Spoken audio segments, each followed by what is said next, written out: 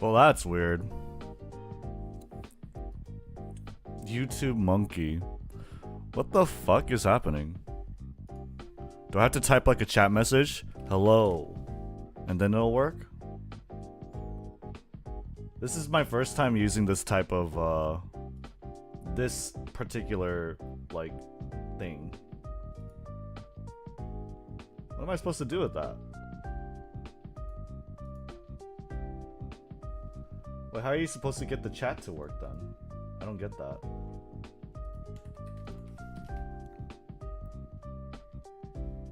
It looks like it does work.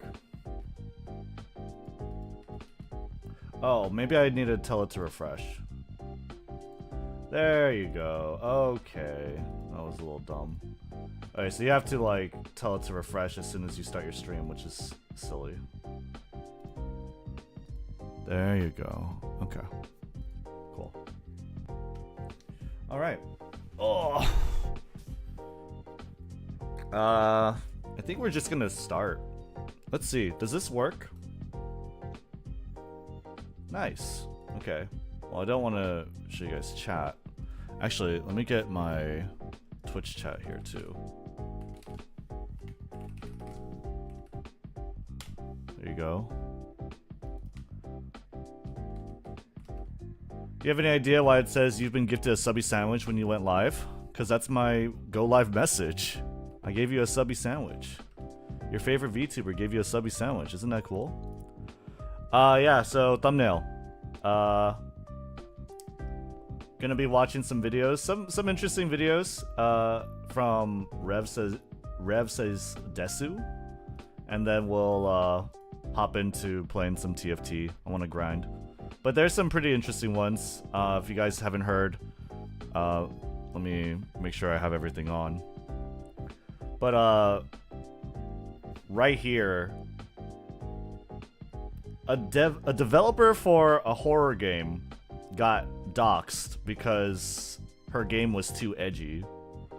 Over here we have a VTuber whose contract was terminated for a lot of egregious things. From what I've seen on Twitter, I guess we'll see if there's any like truth to those claims. And then we got the TFT patch notes, and we'll play some TFT. So that's what we're gonna be doing. I saw about the idol VTuber stuff. That shit was wild. I'm very curious. I'm very curious to see like what that is.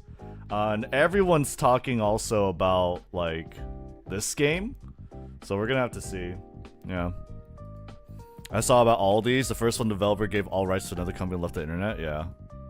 Coffin of Andy and Lele is actually really good. I'm kind of like shocked that so many people are saying it's so good. It's so good. It's like, isn't it like a click story game, puzzle game? Maybe people like that. I don't know. I guess. But yeah, I'm excited. Why don't we just kick it off with that? I'll enable DVR for YouTube. But you guys should be able to hear everything. Let me just do an audio check. Can we do an audio check here? YouTubers? Okay, YouTubers shouldn't be able to hear that. Let me switch that up. Give me a second. We'll do that. I gotta wait for TFT news. Yeah, TFT takes a bit of a backseat.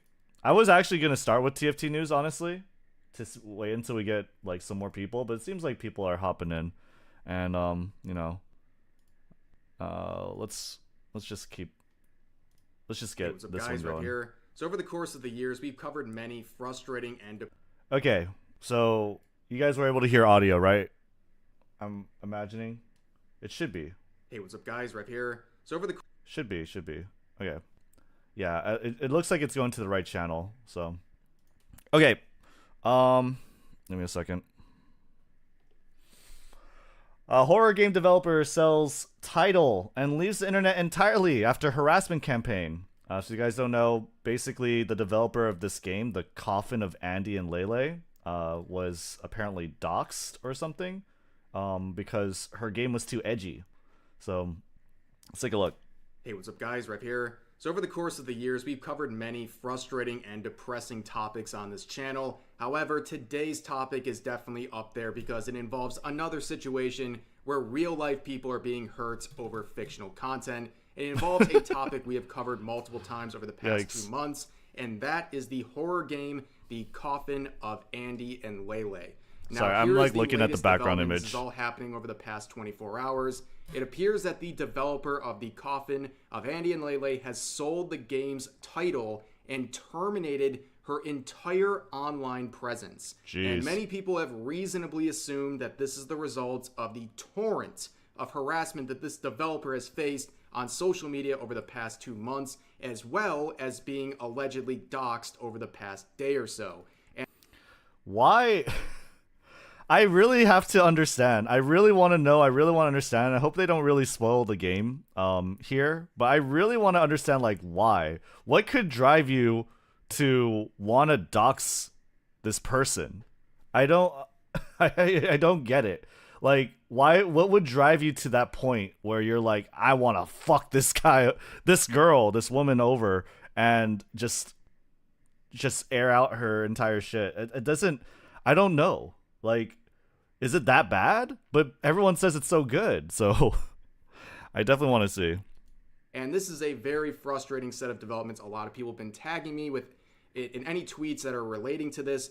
And before we get into the actual announcement from the new publisher that has taken over this title, let's inform or remind ourselves as to why there's so much controversy surrounding this game.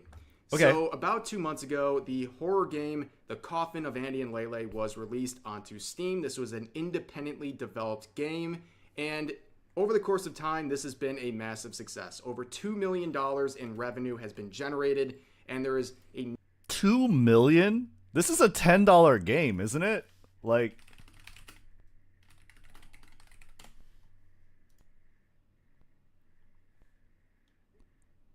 Bro, this is a $10 game. What the fuck? Is it that great? There are a lot of reviews. Holy shit. 97% overwhelmingly positive set of reviews on this game out of the over 8,000 reviews left by people who purchased this game. And the reason Twitter is angry about this has nothing to do with other horror elements in this game like cannibalism, murder, satanic worship, and so on. They're mad that at the end of the game, there is an optional route that includes incest between these two characters. Now, after playing every single second... Wait, that's it? Wait, go back. Optional routes. This game, like cannibalism, reviews left by people who purchased this game. And the reason Twitter is angry about this has nothing to do with other horror elements in this game like cannibalism, murder, satanic worship, and so on. They're mad that at the end of the game, there is an optional route that includes incest between these two characters. Now, what the fuck? Why are we not like canceling the Game of Thrones director then? Or like, what? Just because there's incest? What? Damn. I don't even know like how to, like, why? Has Twitter never heard of like anime either? Like, I don't get it. That drives you to like a point of rage where you're like, I need to dox this person? That doesn't make any sense to me. This is not hyperbole. That's what they're mad about. That is fucking dumb. That is the dumbest thing I've ever heard. But that makes the story so much more interesting. After playing every single second of this route on stream, I can speak from experience as to what that scene was all about. Okay. Number one, and of course, part of this time was inflated because I was talking to the chat, but it took over 6 hours of gameplay to even reach this optional route. And when it is presented as a vision of the future, as a warning as to bad things that are going to happen if their toxic relationship continues. It is sent as a warning, and it is in no way glorified or showed as something good. It is shown as a bad ending, and it's supposed to make you uncomfortable, just like other traditional horror elements. I'll be honest, I don't like. Who cares either way? Like, even if it wasn't a warning about incest, like who the fuck gives a shit? Like, it's just a game. It's just a game. Are they like really under? I don't. It's just a game. It's just a game, and like there's Game of Thrones. Like, incest is it's there. Twitter did. Twitter cares. Not to mention it's optional. God, it's like what is it? It's like it's like you go outside and you step on a pile of shit, right? Like on purpose, and you're like crying like, "Oh my god, why did I ever step on this pile of shit? Why is this pile of shit here?" Right? That doesn't make any sense to me at all. Like, it's optional. It's optional. There's already incest in like mainstream media. It doesn't make any fucking sense. But that didn't stop anyone from harassing people were mad at Game of Thrones too. Also, the Lannisters aren't the protags. That doesn't. I could see. Okay, but I feel like that's such a small difference. People were mad at Game of Thrones. It doesn't. Why? Why are you guys so? What's so? I don't get it. I don't get it. I don't get it. What it like? God, I hate it's just fictional characters. It's fictional characters, and you're like, God, I hate the idea of brothers and sisters fucking so much that I'm gonna like put someone else's life in danger. That doesn't make any sense to me. There's a lot of like written media, books that have incestual relationships. Is someone like leading a crusade, a campaign against any sort of taboo that is in any sort of media? That doesn't make. This world sucks. this world sucks. Twitter sucks. Who developed the game, people who are fans of the game, or even artists like this who are. It's more the smug of the devs and the hate bait about it. You know, fuck them.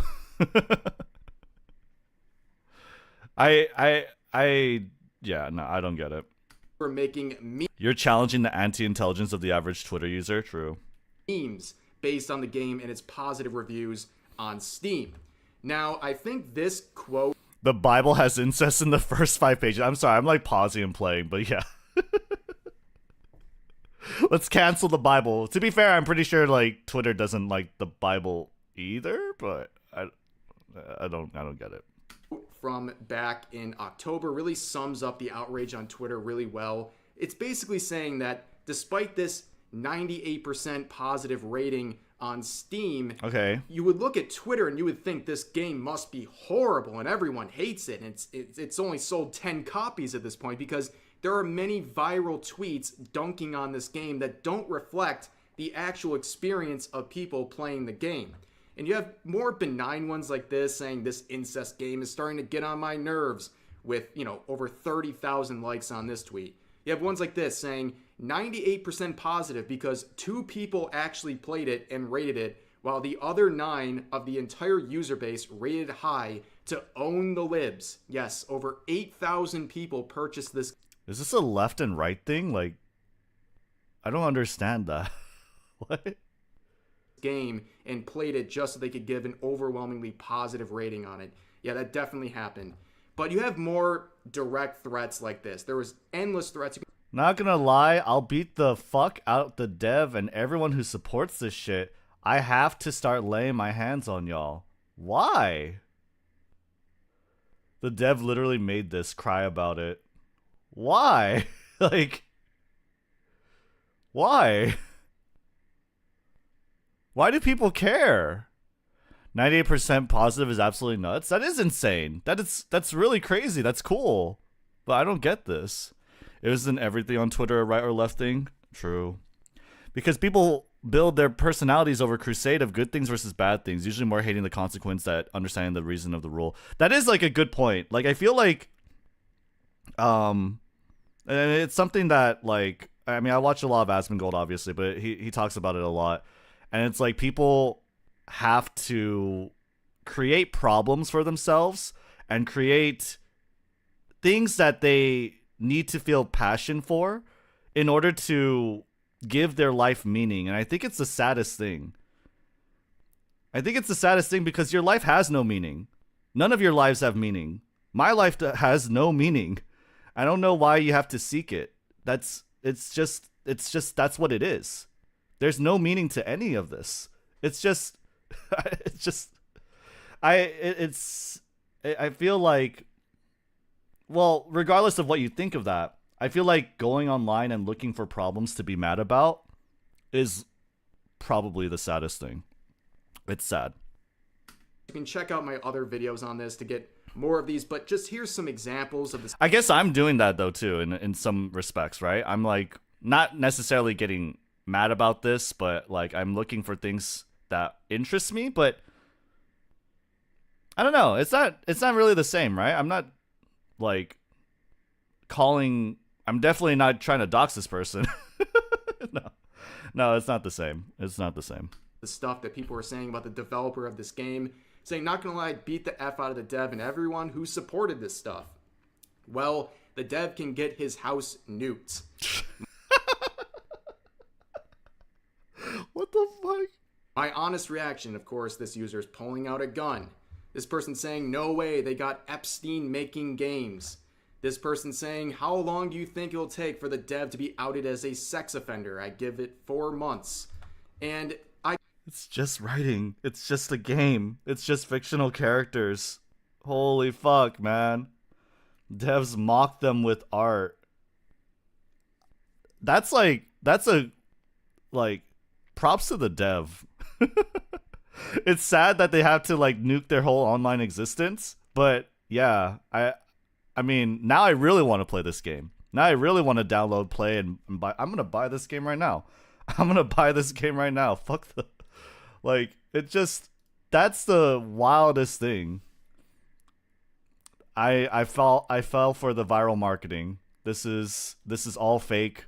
This is all not fake news. But I fell for the viral marketing. I'm buying the game. What is it called? The Coffin of Andy and Lele. All right, I bought the game. We'll play it later. Like, it's so wild. Like, I don't understand. There's not a lot of things that I feel like you would have to call for blood. This is definitely the smallest thing on the list. I covered a lot of these, like I said, in some of my videos, and I will say from my personal experience going through this video and the accompanying ones, I have never received more hostility on social media than anything involving these videos, okay? And I've covered a lot of controversial topics. I've gotten under the skin of a lot of people over the years, but nothing quite like this. The amount of death threats and harassment and false allegations I got out of this was insane. Just by me questioning why Twitter is freaking out about this one optional route and is okay with other themes like cannibalism and so on. And that was enough to cause a torrent of hate across social media. But nonetheless, here we are. I feel like, I don't know. I need to look more into cases. I want to talk about something really quick, but I need to look more into cases of like maybe it actually happening. I'm not actually totally aware, but I honestly feel like it's only a matter of time before the internet does get regulated. I feel like it is a matter of time, and I feel like it is, like, it's already a thing in Korea, I'm pretty sure. Like, in order to have certain online accounts, I think you have to tie it to your identification. But I honestly think that the fact that people are like, there's obviously like the freedom aspect of the internet, how freeing it is, but there's a lot of real harm that can come from it as well, including doxing and death threats, right? I feel like the people who do this should be held accountable. I feel like the freaks on the internet need to be locked up, and they need to have their rights and privileges taken away. They shouldn't be able to browse the internet. If you're sending death threats, You are not a well-adjusted person, and the internet is not going to do you any favors. I think you ought to never be on the internet again. I think you should just not be allowed. And if it's the law that has to do it, then I would be, totally for it, honestly. So, yeah, KSSN, no, that was retracted over the years, even in South Korea. Oh, okay. Well, yeah. It's hard to regulate for sure. Definitely it's hard to enforce. But, like, if that's a thing, I don't know. Personally, I don't want to share the same world, the same space as these actual literal freaks. I don't want to. I think these are the people that deserve to be like locked up. They're just making sure that everyone in the world is as miserable, as depressed, as just mentally deranged as them. They're actively trying to bring harm to other people, and I feel like that is total unhinged behavior, and it deserves to not be present, honestly. But yeah, let's continue. At the update, this has all happened over the past 24 hours, and a lot of people are talking about this situation because they're just about as they're just little goblins, bro. Nah, they're not little goblins, dude. Like, the only reason that this behavior exists is because there is no repercussion realistically for it. The only reason why people act this way is because there's no punishment for it. Because that's the same thing with like playing like any games, right? Why people cheat, why people exploit, is because there's no enforcement against it. If there's no enforcement against it, then there are going to be like little goblins, sure, right? But there are actual freaks out there too that encourage this behavior and make it more, I guess, trendy to do. And I don't want to live in that world, personally. Bad of an ending as we could have gotten to this whole... Yeah, you don't just make threats against people's lives. ...situation, because it is just about as bad of an ending as we could have gotten to this whole game and its success. And this is the unfortunate ending to an ongoing series, by the way. There is a part 3 of this game to come out, and it's supposed to come out in the next month or so. So let's read the actual statement. So a publisher named Kit9 purchased the title of this game, and this is their statement on Steam. It says, as per request from the primary developer, Kit9 Studio has acquired the title The Coffin of Andy and Lele. Our team of freelancers will handle the programming, community management, customer support, business contacts, and legal disputes. The original developer will continue providing the art and story. We will do our best to support them as they create the game they want to create. On a sadder note, the developer... Damn, devs. Shit, that's awesome. I mean, I'm not against having to link your ID to your account, but they could have worse repercussions. It's just, I don't know. I don't know what the methods are to enforcing the internet, but I honestly would prefer... That's all I'm saying is, like, I would prefer not sharing the same space as actual literal freaks. Developer has decided to permanently and completely terminate their activities online from here on. The best way to show your support is by focusing your discussions towards the game and not the developer. They wish to be left alone. There will be no communications or information forwarded to the developer from this point onward. They are choosing to remain completely in the dark and to continue their work happily offline. Nice. Other than Kit9 Studio stepping into the role of owner and publisher, the developer of The Coffin of Andy and Lele will continue to proceed with no change in plans. Fuck yeah, dude. Fuck them. The devlog for December. Fuck them. And I hope, like, in game, there's more, like, hate baiting. There's more, like, fuck y'all. I would love that. Will still be delivered as originally promised, and there will be the final words from the developer. All future game announcements afterwards will be handled by Kit9 Studio. Going forward, discussions outside this thread about the developers of this project are considered off topic and will be removed.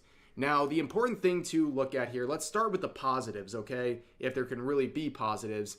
The developer who was responsible for the entirety of the first 2 episodes of this game will continue and That's good. lead this story for the final third part, which is a good thing. They're going to be very well involved. And also on the positive, it looks like Kit 9 is doing a very good job of wanting to support the existing project and basically be there as an assist to the developer as she continues working on this game offline. And they're basically taking the public role of owning it. And that is a good thing. But the obvious bad in this is that the people who are harassing this person, they in a sense won. They were silent. They silenced this developer and forced them offline. I feel like it's really cool though that they're going to be able to continue developing this game and continue despite them. I think that's a W. It's a small win, but I feel like the fact that they are not totally convinced to stop doing and producing and creating content, I think that's good. Yeah, they got bullied off the internet. That's an L, but fuck them. I mean, they're gonna have to get mad at the third part 3, I guess. The dev is a chick, apparently.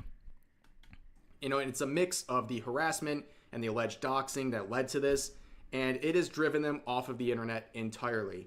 And it's completely and utterly disgusting behavior. Yeah. Okay, all of this boils down to an optional route in a fictional setting from a video game. And this person was hurt. They were harmed as a person and even had their safety allegedly put at risk because of the doxing because of this. It's a fictional setting. It's a game on Steam. It's just it's an optional route. You don't have to, step on the shit. It's like you're walking on a sidewalk, right? And then off to the side on the grass, there's a pile of dog shit, and you just forcibly step on the shit, and you're like, why is the shit there? It's like, I don't get it. And it's so insane to see people not only justifying this, but celebrating how this all went down. When they could have seen this game that they didn't like containing themes they didn't like in a fictional setting, they could have just moved on. That's all they could have done. And also people have pointed out that there are other sites like this one right here, which is a site that independent developers use to sell their game. The developer has completely wiped their presence off of that as well, including their former games. So they are completely off the grid in terms of the internet. They have removed all of these things, not just from an aspect of being present online, but also business opportunities. They are removing things like their former games as well and options to buy them. It's a really messed up situation. And in terms of my tweet, I really didn't get much hostility on just my simple report of what happened. But there was one tweet in particular I wanted to point out. It was the only one. Actually, I think normalizing incest is bad. Call it a hot take. To the degree people should rightfully respond to the creator, I do not know. But I'm not going to complain that this happened to them. What? Oh my god. These people exist. Why do these people exist, man? I think it's just fiction. It's just fictional characters. There's like porn, there's like smut for every kind of like weird taboo. This is a game, there's not even porn in it.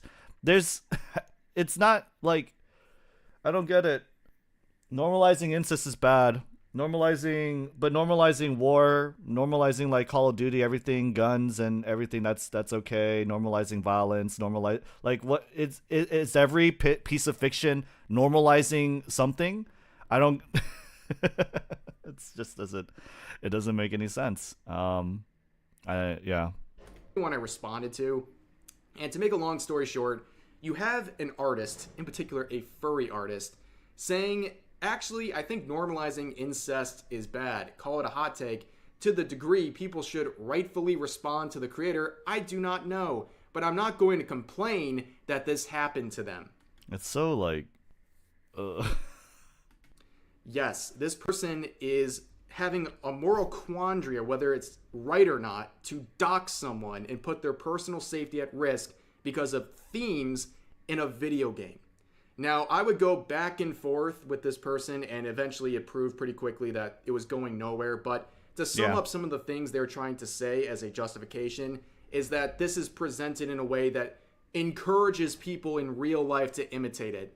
And not only does the game not glorify that optional routes, it is not the job of the developer to tell full-grown adults that themes like that are bad. Just like they don't have to tell you the cannibalism and murder in that game is bad, they don't need to tell you this optional route is bad either for a... It's like, there's cannibalism, there's demonic satanic rituals, there's like sacrifice, there's murder, and this is the thing. Incest is what's like really what's wrong here, because everything else happens, but this is what crosses the line. A competent adult to understand that that is not a promotion of those things as real life counterparts. And this would just go on, and you know, again, this is a furry artist. Like, do you really want these normalization standards in terms of fictional content to apply to the artwork that you make? It's absolutely ridiculous. Wait, he's a furry artist. And it's frustrating to see, and it's always extra frustrating when it involves artists saying things like this. At the end of the day, I don't care how problematic you think this fictional content is, nobody should be harmed in real life.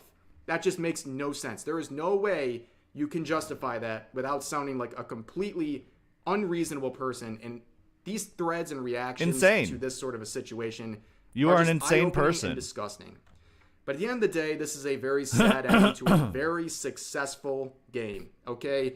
I am one of many people believing that this game was snubbed in terms of recognition, especially from gaming journalists and game awards and things like that. It's been completely ignored.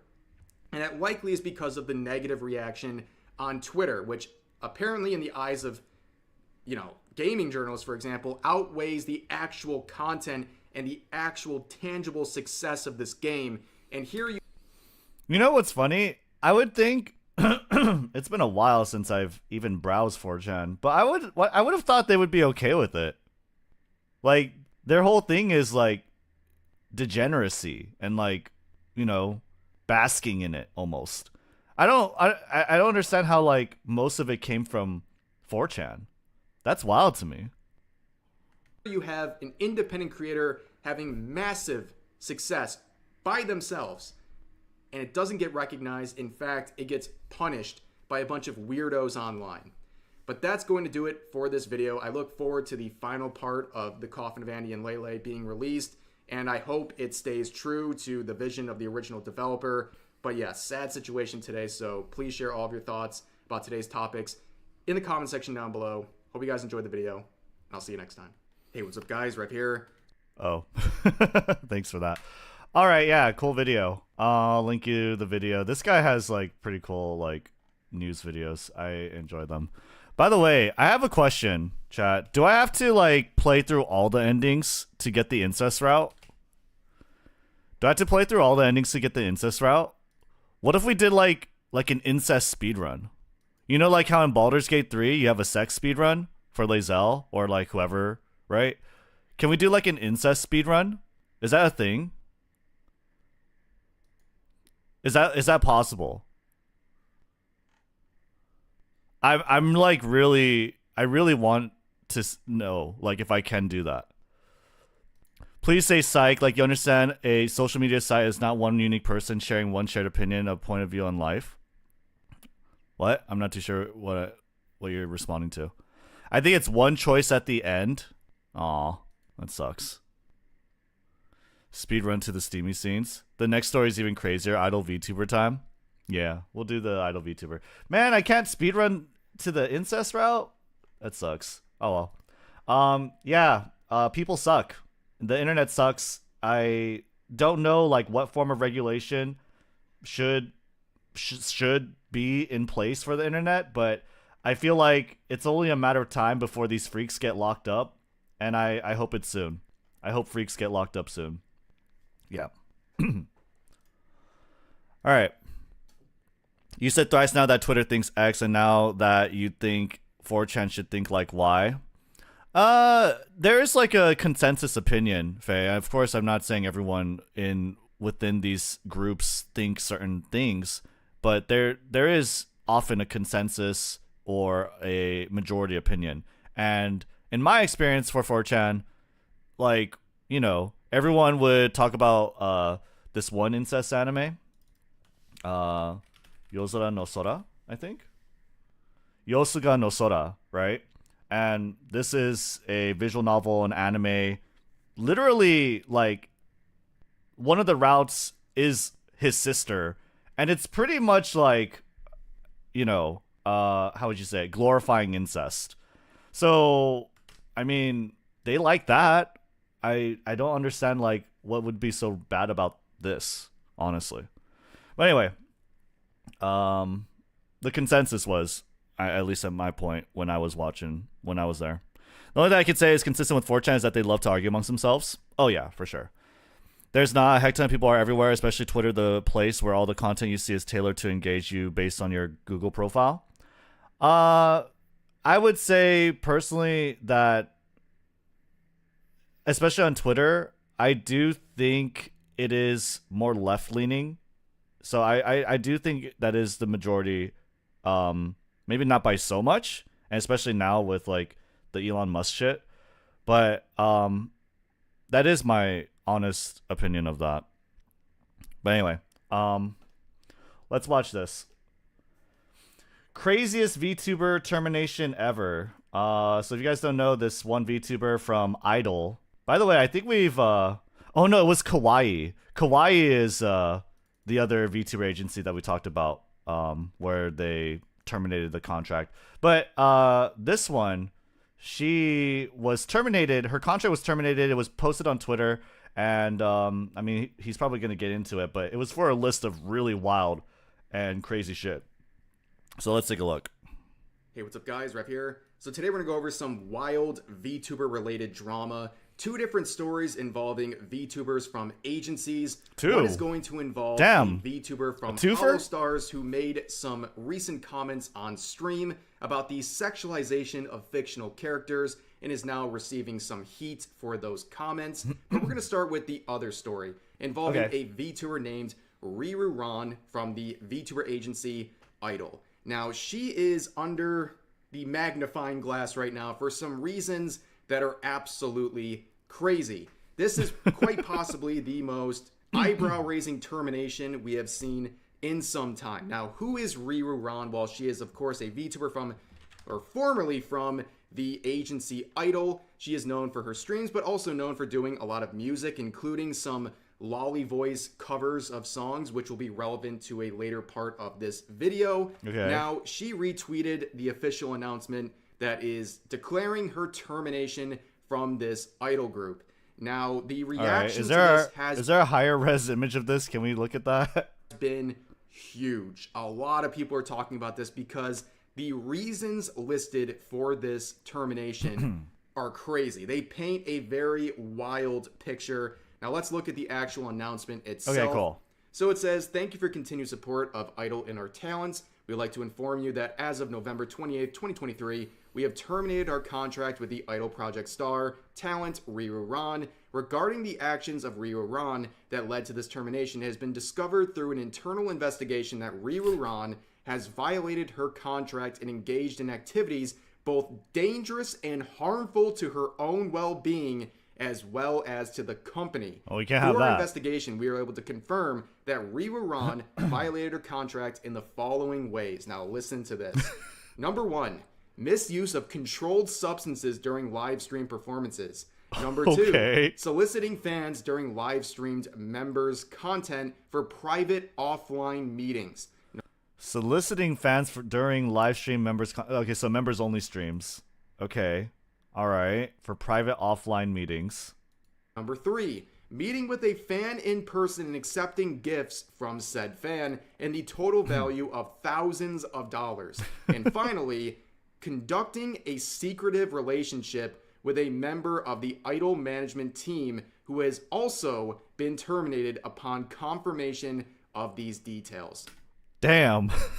That is a laundry list of things, and it's like, besides maybe the first point, these are all the things that normal people associate VTubers with doing. It's kind of like similar to the Russia claims too, and obviously I think Russia's they found out that, you know, Russia did like have private DMs and basically sold on the side other content regarding her. But yeah, that's a huge list. I wonder if it's, how true it is. It's a bingo card and she's going to complete. She's going to get 5 in a row. Would it be better if the company said we don't fuck with you anymore instead? Rusha had no harem project, and or with fans though. Did she not? Did she not have like DMs with fans? I thought that was the case. I'm not. Yeah, I thought that was the case. DMs. Okay. Yeah. This is quite literally a big if true moment. Yeah, now it's time to figure out the if true part. True. Yes, ladies and gentlemen. She sounds kind of based. Like she's having a fun time with this company. Is she not? If these things are true, of course. Now, yeah. I want to point out a couple of things about these reasons listed. It's wild. Number one, we always look at VTuber agencies like Niji Sanji, for example. And when they announce terminations of some of their livers, people are angry at those announcements because they're very vague. They leave no detail. They'll basically say, we terminated this VTuber because they violated their contractual obligations, and they'll leave it at that. And people are like, well, this one's like, no, she was shooting up cocaine. She was soliciting money. She fucked our moms. And that's why we have to terminate her. Well, what happened? We want to know something. I think this is the other extreme. Like, this is too much detail. It's to the point where I think they're just adding some of these details in with the intent of humiliating her. Like, you don't need to... Yeah, it does seem like... I mean, like, these are super egregious. And, like, they are trying to bury her. The level of detail that they've released on this, it's like they are actively trying to bury her. And there's no... Like, there's no, like, peaceful, like, separation, right? It's not like, oh, let's just go our separate ways and, you might have fucked us over, but you do you and we'll do us. This is like, no, fuck you. Fuck your life. And it's that is wild. From a company standpoint, I feel like yeah, it's like, oh, I would never do these things. And let's say I apply for Idol or whatever. It's like, oh yeah, I would never do these things. That's fine. But it also makes me scared. It also just like, what if these aren't true, right? And they are just airing out fake dirty laundry. It's like, this is pretty over the top. Go this deep. This paints a very inflammatory picture of what she was doing. And I think the only reason some of these details were included were to humiliate her. And we see some of these things. So let's pretend like everything in here is true, right? I think this whole part about controlled substances, I've seen this used to refer to things like alcohol, like she could have been drunk on stream, which is, I don't think a lot of people would have a big deal with that. But this part right here is interesting if true. But this part down here about conducting a secretive relationship with a member of the management team, yeah, if that's true, that's going to get you fired. Like, everyone knows. You know how that one's probably the most confirmed. It's like, it's me. It was me. And then she broke up with me. And then now I gotta terminate her. You can't do that. But the reaction to this has been absolutely wild. People are really shocked at some of the details. And yeah, but this has led down a very interesting rabbit hole. People are now looking at some of her former streams, and they came across a section of a stream. I would play it, but it's part in ASMR, so it's kind of hard to hear some of it. But basically, she did a bit, or a supposed bit, where she was listing out requirements of a secret members meetup. And you had to pay a certain amount, and, there's requirements down here like don't be a minor, love the Riru, and be respectful, and blah, blah, blah, blah, blah. And this is top secret. And people thought at the time this was just a bit. But looking at the reasons number 2 and 3 for her termination, this sounds exactly like what she is listing off here in this stream. And a lot of people are saying, was this actually a joke or not? We're not really sure, but we'll get some more answers on that in a second. Okay, hold up. I kind of want to read it. So, Riro harem requirements. $250, first of all, and I take silly pill. Harem requirements. No minors. Love the Riro. Don't get jealous, but Riro can get jealous. Don't make her jealous. Riro is Minna no Idoru for my Stardust. Be respectful and tactful with Riro. Riro chooses if some wished come true or do something mild in Ted. You must be familiar with not Riro. This harem project and what happens in there is top secret. Do not talk with other people or other Stardust about your trip and experience. Okay. It does seem like... I don't know. I don't necessarily... This seems like a bit. This seems like sarcastic or like a joke with the way it's worded and the way it's spelled. I don't know what she's talking about, but I mean, it could be true, right? It could certainly be true. Yeah, but as far as like these sort of baity things, I'm not too surprised. I don't know how true it is, but I watched this one clip of K9 Kuro and Shoto, right? And he was calling Shoto and okay, well, let's not even talk about Shoto, right? But I'm not too surprised about like, you know, this kind of baity stuff.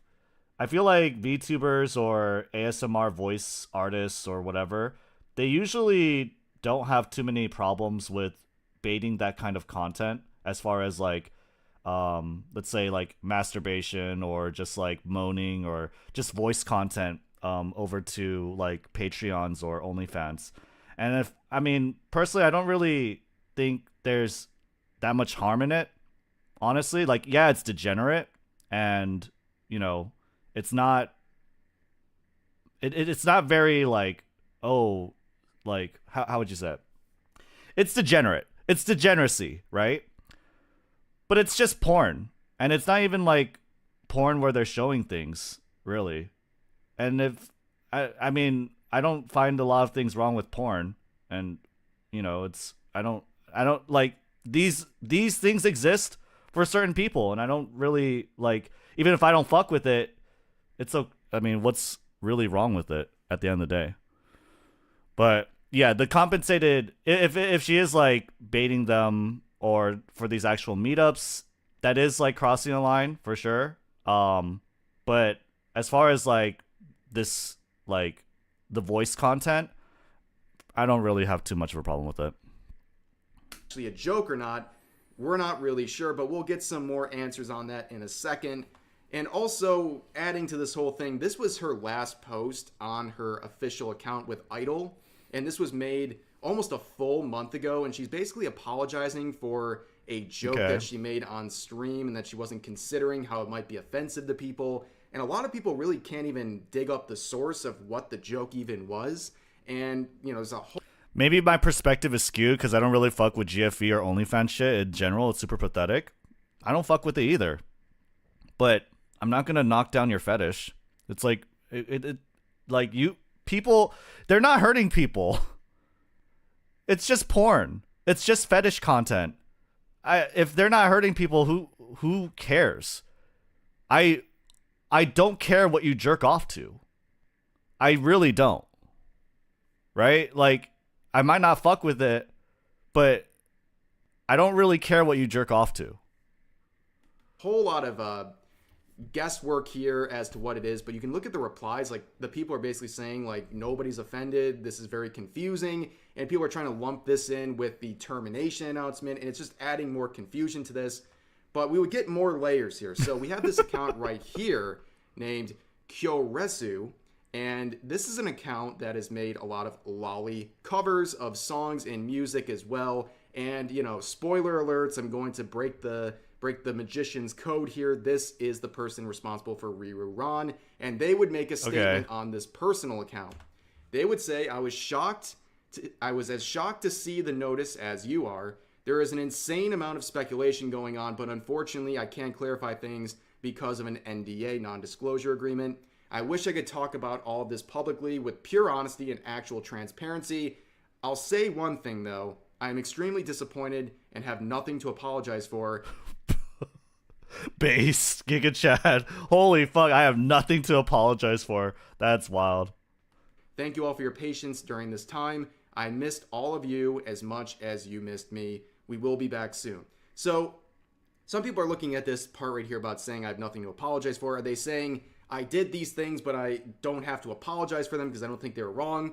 I don't think that's what she's saying. That's not my interpretation. My interpretation is more like I didn't do these things and therefore I have nothing to apologize for. That's my immediate interpretation. She could be saying I have no remorse for the things that I did and I did all of those things, but I my immediate interpretation would be that, you know, it's like I didn't actually do these things. So Or are they saying that they didn't do these things in the first place? Well, we'll get some more clarification in this meme right here they posted afterwards. It's captioned, me after shooting heroin on stream and effing my managers and my fan. So I think it's becoming clear that she is denying these claims that they made in the termination notice.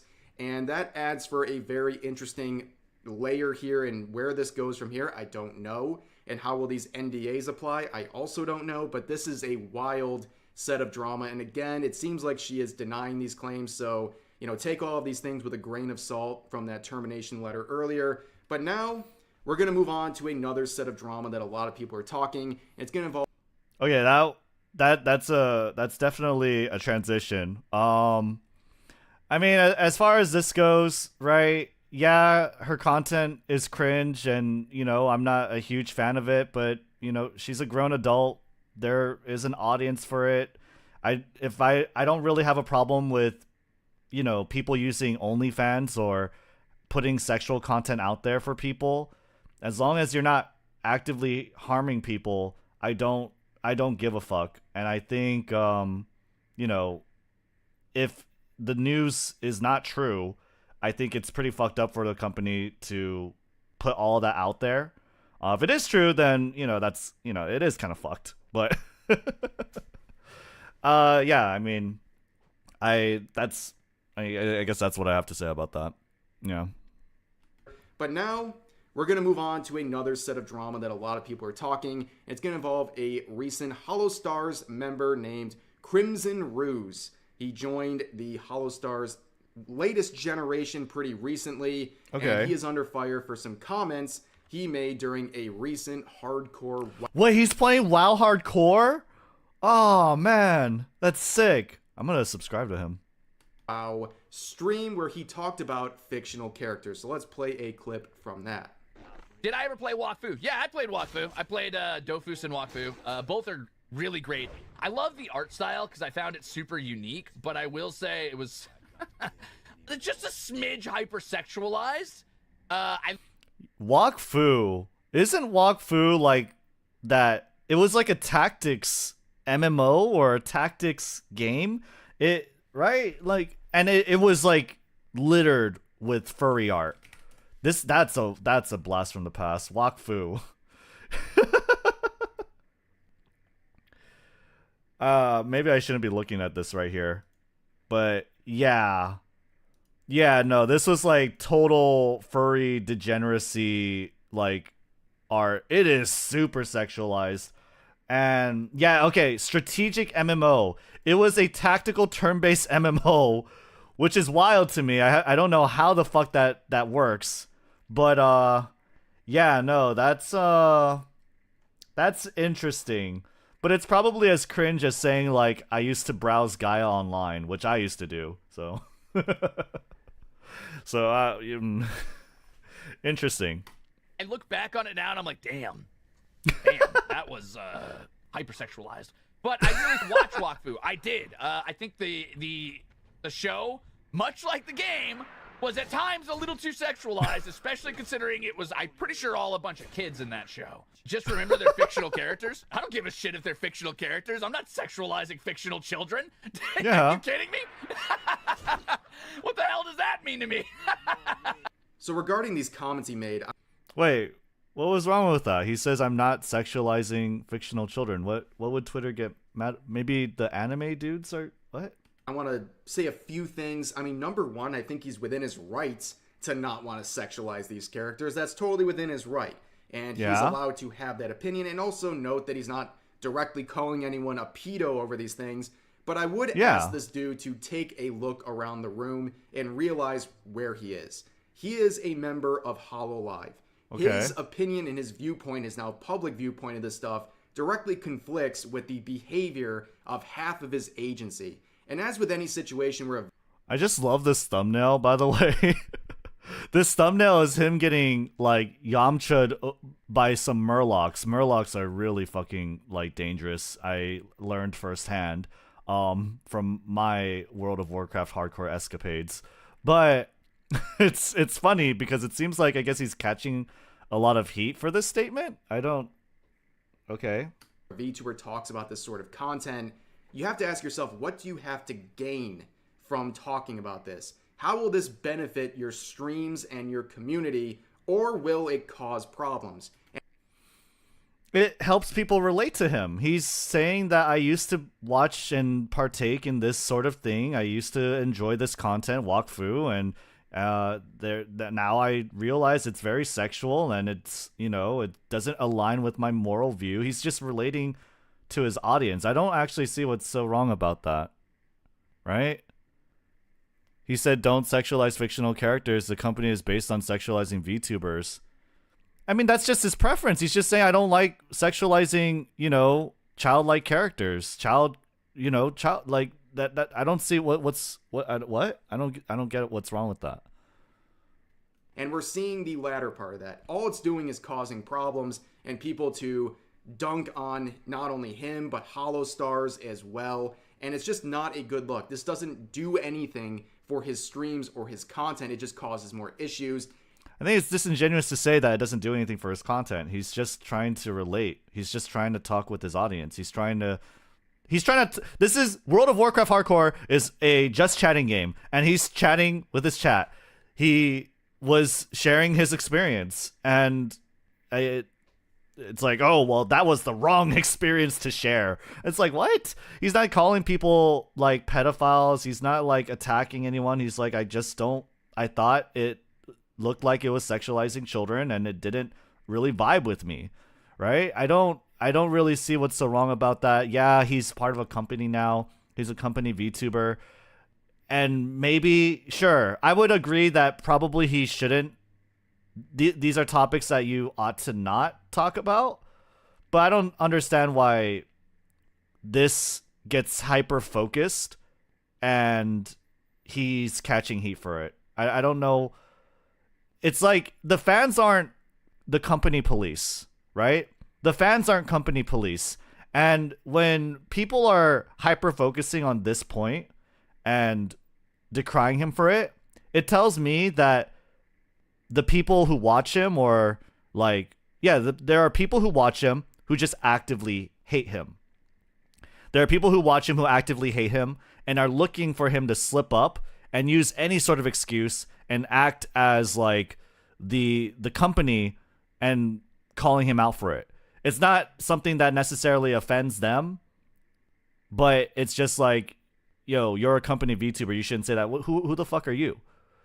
It wasn't your problem. And as much as people were making fun of that clip, this next clip is what people are really laughing at on social media. Boy, I think Bayonetta is an incredibly sexy character. Okay. But I don't like sexualization on characters that don't have a say in it, or it is used in some way to push them down or make them an object. Does that make sense? Okay, that's kind of cringe, but I don't think you need to catch heat for it. It's kind of cringe, but I don't think you have to. It's just fictional characters. That makes sense. Do you understand what I mean when I say that? I don't know how it goes that far for like Bayonetta, who is a full grown ass adult and she's just a character who's very confident in her body and her sexuality. It doesn't really, yeah, she was crafted, but it's all fictional characters. How is that cringe? It's just a preference. I mean, yeah, no, preferences can be cringe. That's it. I don't like vibe with that take. That's it.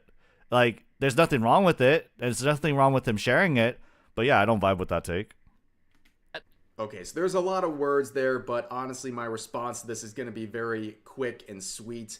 He is basically implying that fictional characters have to consent to being sexualized, which is an absolute... That's ridiculous, yeah. That doesn't make any sense to me. They're just fictional.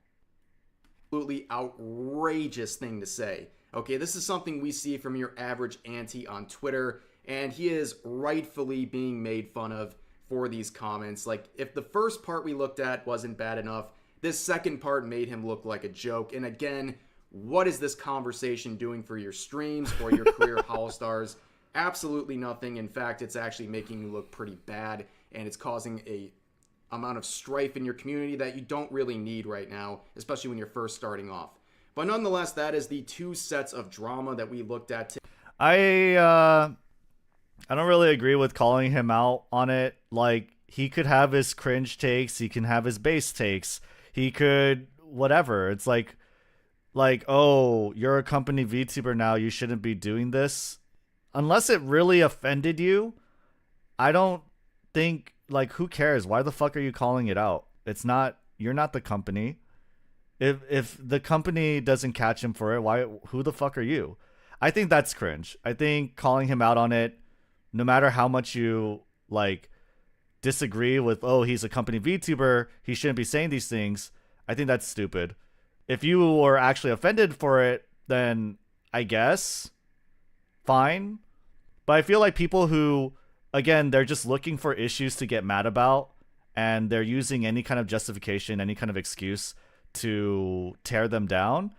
I think those people have mental problems, and I think, yeah, I don't think there's.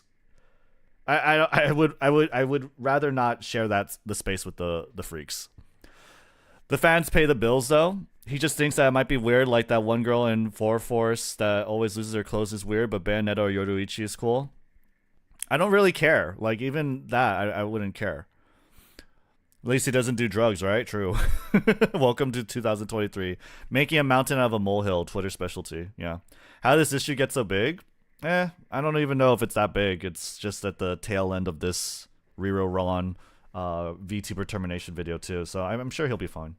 Today, some very spicy stuff indeed, but that's going to do it for this video. I hope you guys all enjoyed. Please share all of your thoughts about today's topics in the comment section down below, and I'll see you guys next time.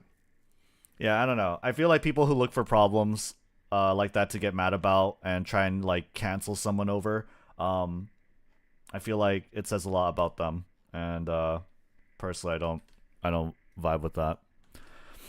Anyway, that's the video. Give that video a like. Pretty cool stuff. Yeah. How does this issue get big? Soon we'll update to 2023 V2. Very spicy stuff when you hit them with a fresh cracked black pepper. Yeah, it's interesting. It's a very interesting topic, for sure. Yeah, Wok Fu. Wok Fu is weird, dude. All right, we're gonna be watching the new TFT patch and taking a look at what's to come. I know a couple of details, thanks Dota, but we'll see. There's like 20 minutes of this. The Wok Fu show is great. I'll stand by that. I mean, everyone has their stuff. Hey everybody, Riot Mort here with a special early edition of the patch 13.24 rundown.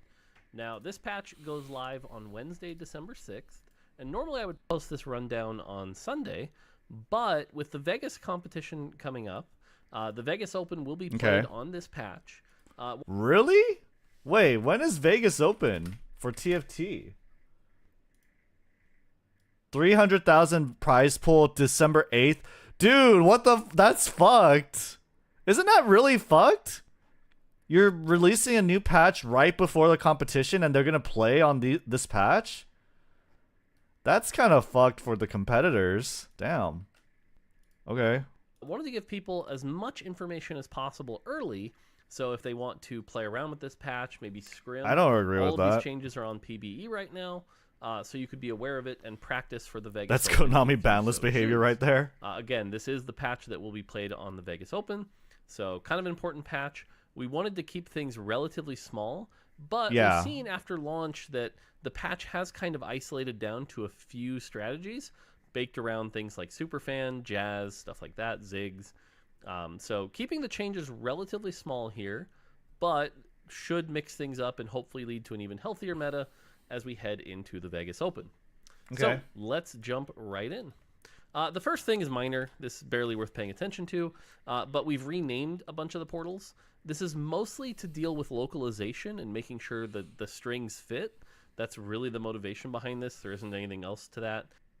Some portals have been renamed. First, Augment Gold, Golden Prelude. Oh, okay. Whatever. So we had to change some of the wordings. In English, It's just it the might be names like, of the "This isn't portals." shorter," but in other languages it is. It's really just about localization. So no other changes other than text here. The other one is for hyper role players. Stage 10 now has 3 additional PvP combat rounds, so you're not going to lead into these weird situations. Yeah, who cares about Besides, hyper roll? Is a trait, nothing major here. On the trait side, 8-bit is a trait that really hasn't taken off. It's kind of hard to play because when you first put it in, it actually does close to nothing. And you have Yeah, 8-bit is the trait that you have to build up towards. Once you activate 8-bit, you get a little arcade machine, and it tracks the amount of damage you deal, and you have to keep breaking these thresholds in order to reap this bonus of getting attack damage per the scores you break, the stacks. Definitely 8-bit is one of the weaker traits. You definitely don't like to start off with it.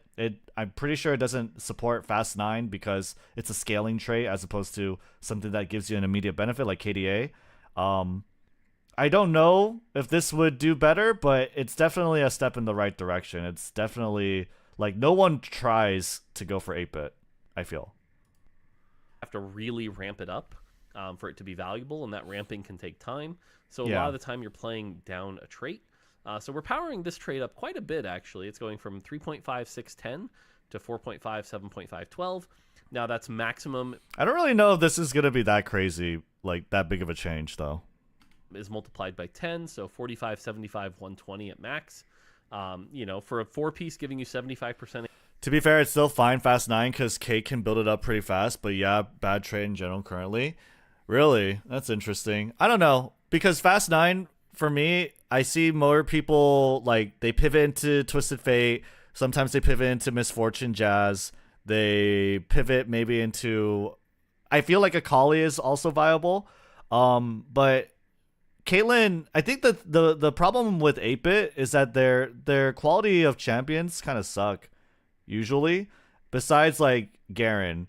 Corki is whatever. Garen is a nice tanky frontline.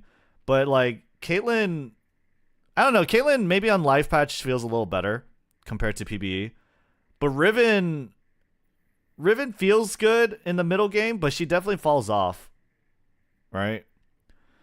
I don't know. K is rough for sure. AD, that's pretty high.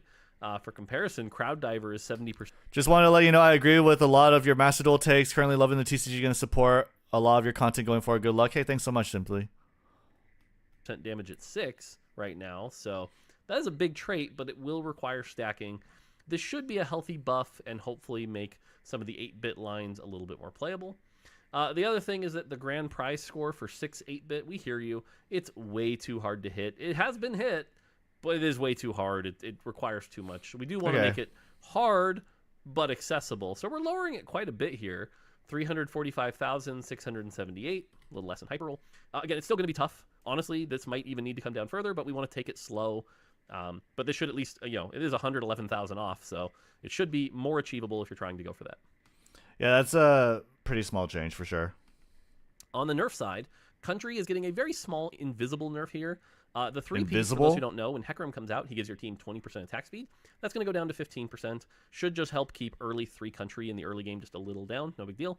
And the 5-piece gives 20% Omnivamp to all the Country units. It is only the Country units, but that is also going to go down to 15%. Again, should hopefully be kind of barely noticeable, but just the nudge Country needs. Guardian. This is a... Yeah, I don't think these are going to be that crazy for sure. But I feel like Country... I don't know, Country is good, but it's not like the default strat that I see a lot of people go for. I feel like I see more people go for reroll Cat, reroll Annie, right? Jazz MF, and just general Fast 9 shenanigans. Country is good, and Samira is a busted champion, but yeah, I don't really know. Not too sure how I feel about the nerf. Bigger nerf. Guardian was definitely Invisible because I didn't even know it gave those when he was summoned. Yeah. overstated compared to some of the other survivable traits like Brawler, or Bruiser, and Sentinel. So Guardian is getting hit. At 2, it's only going to go from 30 to 25. At 4, it's going to go from 50 to 40. And at 6, it's going to go from 70 to 60. This is one of the things that will nerf the Superfan package. Okay. Nico and Kennen will get less shields from Guardian. It should make those 4 Guardian mid-games actually a little bit more tolerable. So it is going to nerf the Guardian line a bit. Right now, it was kind of the premier front line. Jazz is the other big one. This is a big nerf. This is not a small nerf, but realistically, Jazz was very easy to slot in. Yeah, I feel like Jazz is just so easy to, like he said, just slot in and put in. You just need MF and Bard. These are really easy champions to find. And then you get such a huge boost to your entire team just for doing that. So this is a pretty... I think this is a pretty, like, sizable nerf then, right? I mean, that's 25% less HP you get. It's 3/4 of it, right? So we really underestimated how easy it would be to build late game boards that had 7, 8, 9 traits. We've just seen, people buy a lot of the legendaries, optimize with like 2 rapid fire, 2 sentinel, things like that. Yeah. And then throw in a misfortune and a bard or a misfortune and a Lucian commonly to get that rapid fire. And it's just too much power. So we are going to be nerfing it. That's the good. HP is the big one because, man, it gives you a lot of HP. Getting upwards of 40% HP for your entire team is too much. So the HP is going to go down quite a bit here from 234 to 1.523. So again, chunky nerf there. And the damage is also going to go down, but only at 3 and 4. What will be your main focus streaming website? I want to stream on both, but it's like it's hard. When it's like 3-4 p.m. comes around, I'm probably gonna have to stay on Twitch. I don't want to nerf too much here, but the damage is going to go from 123 to 1.52. So again, this is a chunky nerf. But it should open up more lines and feel like you don't have to play Jazz in the end game without missing out on massive amounts of stats. So probably the biggest nerf in the patch. Okay. With the second biggest nerf being Kennen, because Kennen has another nerf we'll talk about later, but Kennen also got Guardian hit, things like that. I feel like it's crazy how strong Kennen is in the early game, especially if you get him as a headliner unit. It's like, wow, I got Kennen. I'm gonna be able to get to 9 easy, He's so useful with Superfan. Guardian is really good. And also, I feel like he's just so cost efficient, and you can easily just trade him out. It's he has way too much going for him. Cassante getting buffed is nice. Yasuo ought to be buffed. He's like edgelords are trash, and Yone getting a nice buff. That's cool. Kennen also, for being as tanky as he is providing too much damage because he's also a super fan. He's got that true damage, so the damage is getting about a 10% nerf here. Cassante, definitely one of the weakest front lines in the game right now. We're trying to give him a little less downtime where he's not in that tanky stance. So the model's going to go from 60 to 40, and he'll slap back a little harder. We're not expecting this to open up like some weird AD build or anything like that, but we do want Cassante to survive a little longer. This should help both Sentinel and Heartsteel especially be able to play around that. Yasuo, we're giving Yasuo a buff. It's a very small one, but again, with Vegas coming up, we couldn't go too big here. So he's getting about a 5% buff on his spell. That's going to go from 275 to 290. Should hopefully make Yasuo to leave Yone. We don't have to go for cost. This is probably the big. I want to hear his thoughts about Yone. Buff Heartsteel, and again, minor buffs here. I actually believe Yone needs a little more than this, but we didn't want to overbuff Heartsteel. Yeah. And again, Edgelord, same thing. We don't want to like buff Yasuo and Yone and Kayn and go too crazy. So we are going. Yeah, Edgelord doesn't need like a crazy ass buff. They just need a little more to be kind of viable, I feel. It would be really cool to like play Fast 9 and be able to reliably pivot into like what's it called? Viego edgelords. Going very conservative this patch. Again, that is the big message here, trying to keep it conservative. So small HP buff, small damage buff, hopefully opens up some Yone lines. Doesn't solve all the problems like him. I also think Yone, as far as like 3-cost carries are, I feel like he's one of the he is probably one of the weakest, if not the weakest ones. Having to deal with Thresh plus Echo and just getting stunned to death, things like that. Those will have to wait until after Vegas. All right, 4 costs. This is probably the biggest batch of changes here, and you can see it's a lot of green text. 4 costs right now kind of feel like the cost you skip. Yes, there's the Karthus KDA Akali line, but really other than that, you know, some of the tanks, you kind of skip all these champions. You go straight to 5. There's the level 9, play the 5 cost, things like that. So all of these champions are getting pretty sizable buffs, actually. Akali's going to gain some attack speed, and her spell's going to hit harder. This is the true damage Akali. Okay. For a second, I thought, wait, they're buffing Akali? But yeah, that is the true damage Akali. That's a lot better. And 50% at the final tier, it's like whatever, who's actually get the final tier. But it looks like just 25% for 1 cost and 2 costs, which is nice. Caitlyn's spell is going to hit harder. We went light on Caitlyn because she did get that big 8-bit buff, and she's kind of the 8-bit carry. So yeah. The combination of those two should help her. That's Ezreal nice. is getting some more attack speed, so he'll get to his ult quicker. And the That's single good. target spell damage is going up. We're not buffing that ult. That ult is really good, but it takes him a little long to get that, so that attack speed should help. Yes. Viego, we're buffing the slam damage quite a bit, actually. It is just the slam. Most of his damage is actually the autos afterwards, not the... Basically, everyone other than TF. I don't know if Zed deserves a buff. I feel he is good, but he's definitely not something like, oh, Fast 9, I'm going to go into like Zed crowd divers, right? So, I don't know, his stats, Zed's stats look really good in terms of raw numbers, but everything that's not TF, yeah, I think this is definitely a good one. The slam, but if you invest AD items on Viego, this should feel rewarding, and that slam should hit hard. And then Zed getting a small buff. Zed is one of those champions that actually does have some playable builds that are pretty hard, so we didn't want to overbuff Zed. He might need more later, especially around EDM. EDM is a trait that has clearly been too difficult to play. Yeah, but EDM is the weirdest trait to play and to get into. It's because they don't have a cost 1 unit, and it's just hard to find out where you want to pivot into it. They do have the cost 4s, but you don't usually like Fast 9. You want a tank carry, right? Fast 9 usually you want like someone that deals damage, like TF. Ezreal's fine. It'd be really cool with this buff. Akali is good. Ahri is nice. So yeah. Vegas want to be conservative, and this is actually mostly to compensate for the crowd diver nerf you're going to see later, more than anything else. But again, hopefully some of these AD carries should be playable in the stage 4-2 to 4-6 kind of area, and open up some more lines. Okay. And then on the 5-cost side, Kayn clearly the worst legendary, getting a big nice. chunk of attack speed to help Love him that. cast quicker, and the cast is going up, a little bit of damage here, about 5%. Yep. So Kayn is definitely might the need more worst. than this, to be honest. I think that spell damage might need to go up more, but again, don't want to overbuff for Vegas. That is a very, very small buff. But it's like 10% more attack speed, right? So that's cool. Or like 0.1 more. That's pretty good. And then Ziggs, this is the other really big nerf here. 5 more on the mana, which won't affect his Shojin builds, really. But the big one here is he's not going to scale up nearly as fast. Yeah. Going from 2 to 1 extra small bomb per cast. I'm not too sure how that's going to look, but it sounds big. So he shouldn't be the best 5-cost far and away anymore. Should still be a 5-cost, should still be valuable, but nothing too crazy. Okay, new category here for this set, headliner bonuses. As I mentioned, one of the cool things about this set this time is that every champion has a unique headliner bonus, and we can balance accordingly around those. So, Kennen, that 4% max heal that he gets per jolt, which means he casts 4 of those jolts usually because you've got his bling bonus activated. He was healing 16% of his health every cast. That's going to go all the way down to 8, 2% per jolt. So that is a nerf. Nice. Bard headliner, very small nerf here. We don't want to overkill this with Jazz. Honestly, this one's debatable, but we just want to be careful. So I don't really know. I don't like the idea of nerfing Bard headliner. I guess you shouldn't stick with a 2-cost headliner for too long, but I don't think he was like that crazy, right? Misfortune definitely was the premier Jazz headliner carry.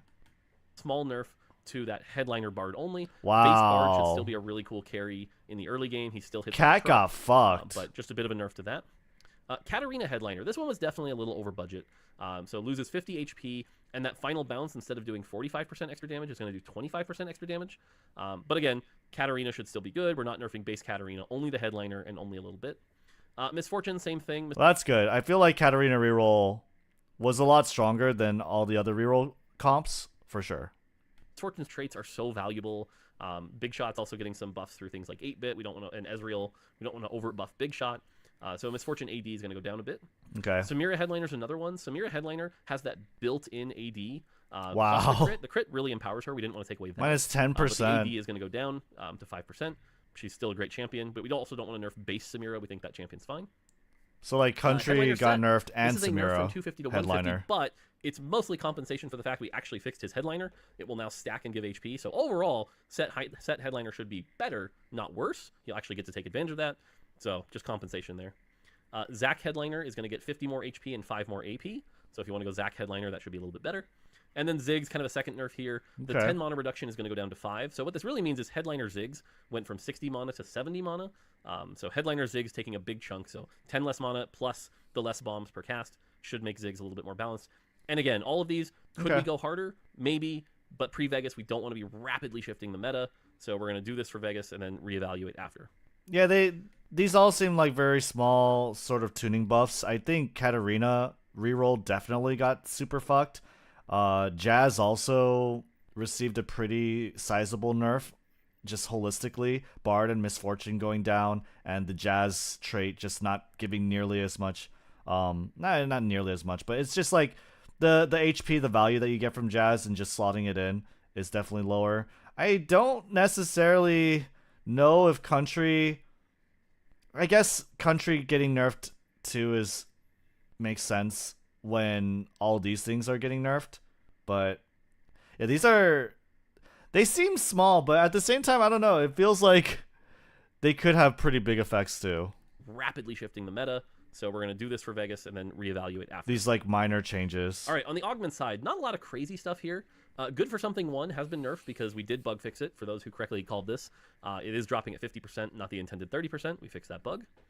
Reach the Summit now grants 10 gold and 50 XP. It felt a little weird to just get the XP and nothing to play with here, so it will grant 10 gold. Young, Wild, and Free now correctly drops gold. The tooltip says drops 3 gold, but it never did. So it is a buff. But it's already an augment that can do very well, so we're just lowering it to 2 gold. So overall, it went from 0 to 2 gold. It is technically buffed. Bigger Shot. This is a pretty big nerf. There was a bug where Bigger Shot says 65% damage on that AoE, but it was also hitting the primary target for an extra 100%. That bug. That's wild, yeah. But yeah, if I look at this tactics.tools, Bigger Shot was pretty high up there. Yeah. That's a 20% win rate.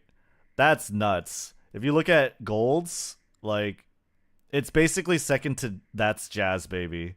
And That's Jazz is absolutely ridiculous just because Jazz is ridiculous, and that's a huge win rate. But Bigger Shot was definitely like something crazy in terms of raw stats. Is That's Jazz Baby? Oh, That's Jazz Baby's getting nerfed. Wait, that's actually kind of crazy. Bug has been fixed, so this augment has been nerfed because that bug has been fixed.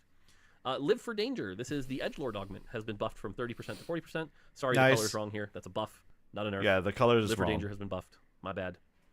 Ramping Rhythm. This is a weird augment that allows your rapid fires to stack all the way up to 30 stacks. It's really fun when it works, but it doesn't give you any initial power, which is pretty bad. So now it's going to start you at 3 stacks immediately. So if you've got 4 rapid fire, this augment starts you at 21% attack speed and then ramps up all the way up to 30 stacks. So that should make this augment a little bit better if you want to play a rapid fire build. Submit to the Pit. All the stats given to Moshers goes from 3 to 5. Pretty big buff for that augment, but kind of underperforming anyway. That's Jazz Baby. Probably one of the most overtuned augments combined with the trait here. But even with the trait nerf, this augment was still giving way too much value comparatively to other augments, especially gotten at 2-1. The cap was just way too high. So we're actually lowering the HP in half. You're going to have a lot less HP from this augment.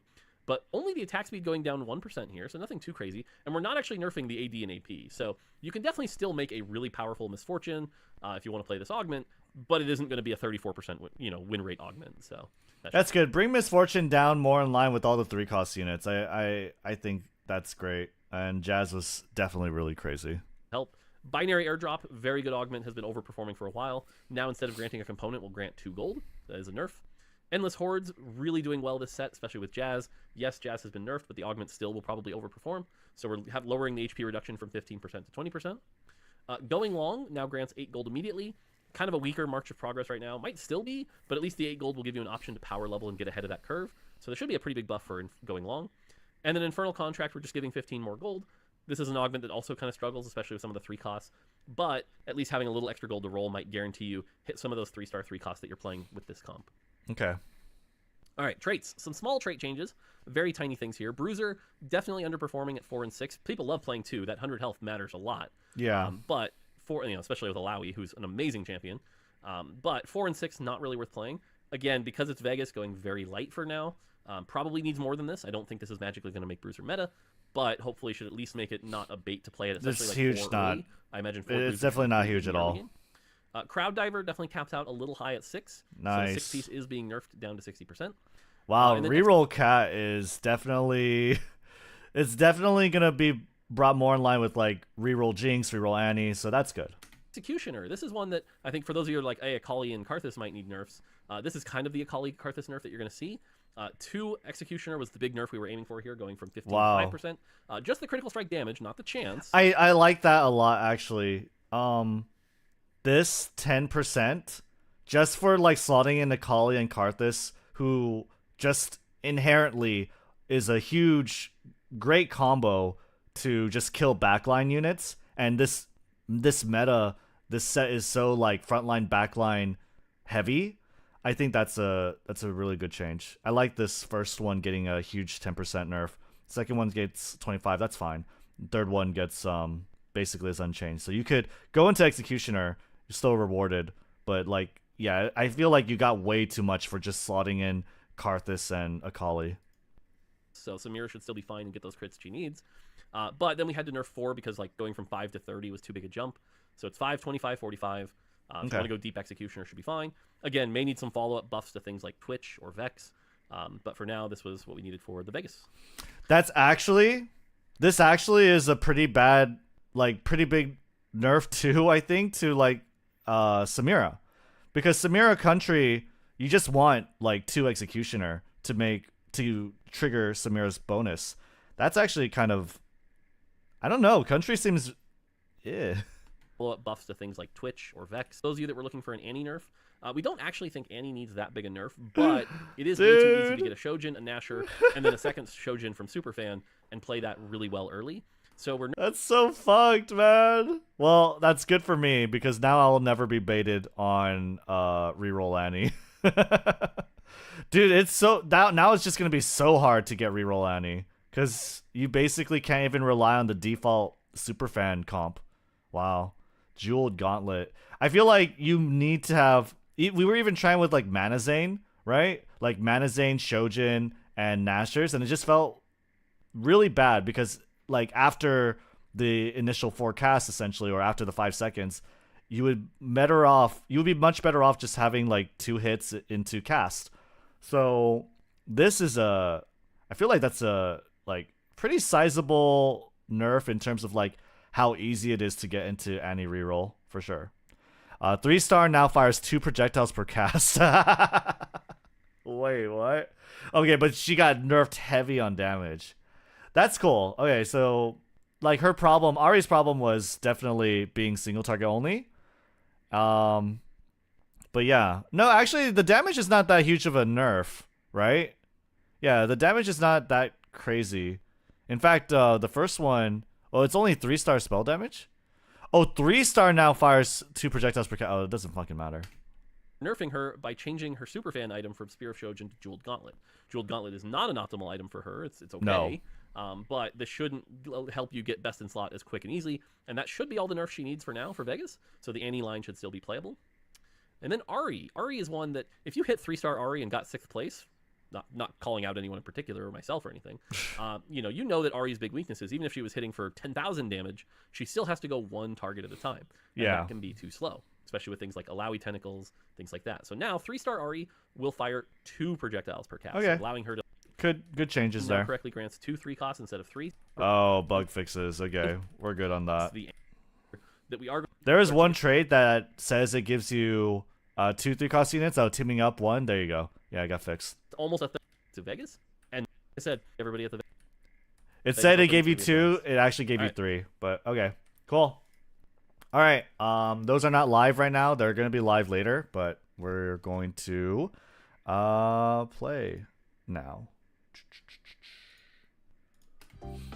All right. Good changes.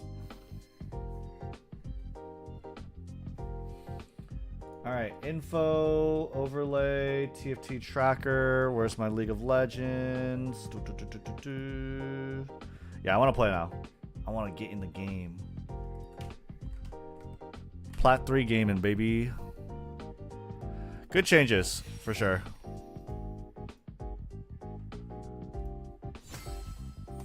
Oh, later, Shube.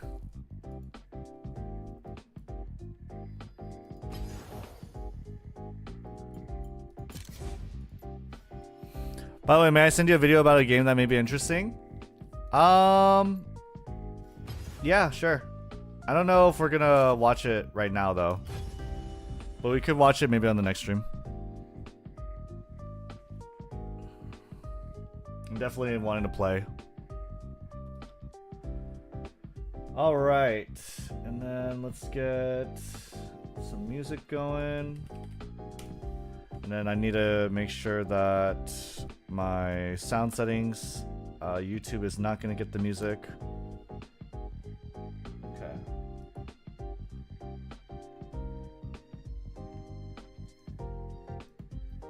It's okay, where do I send? I'm pretty sure you could send YouTube links here. If not, then you'll just get timed out for 30 seconds. Actually, yeah, do me a big favor and try and send a YouTube link here. Heading off, but good luck in your matches. Super hyped for a new PoE League announcement in 45 minutes. Nice. Yeah, I've never really been too much into PoE. I think later tonight I want to play like Season of Discovery. I don't know. I'm not gonna do it on stream, but Season of Discovery is something I'm hyped about. Yeah, and also watch this.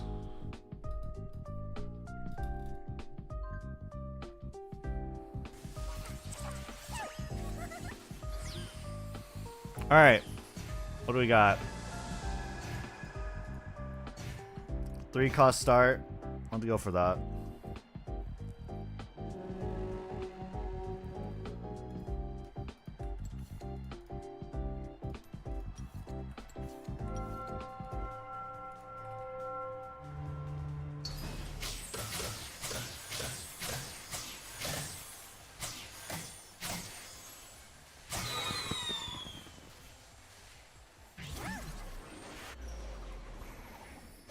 All right, let's go, Tom. We got first augment prismatic. Yikes!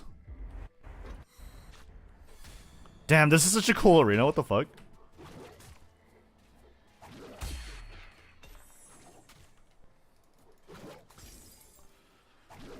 All right. Mercy has no flavor.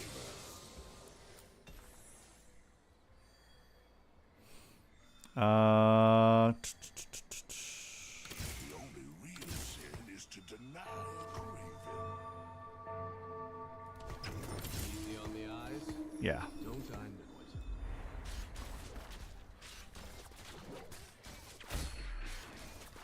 Let me see over here. What did you link me?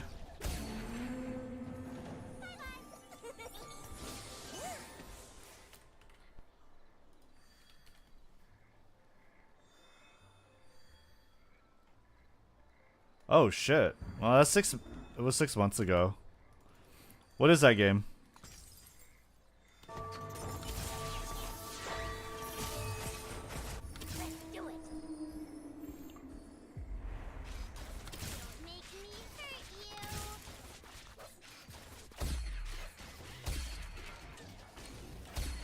Kind of like this song. It's like the opening for Bochi the Rock, right? It's pretty good. I'm gonna get cybernetic bulk. I'll try that a bit. I like it here. I just might stay. Battle is a dance, and the fortunate find their partner.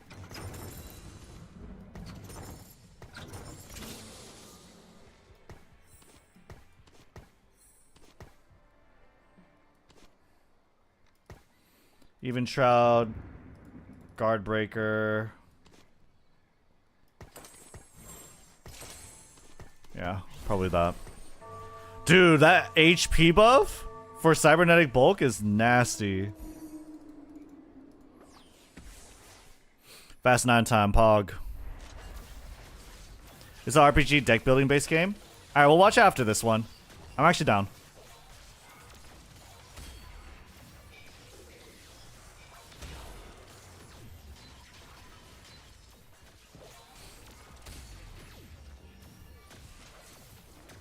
Okay, Pantheon's doing good. We'll be fine. We'll be fine. We're win streaking this. Yeah, Cybernetic Bulk is definitely a huge early game boost.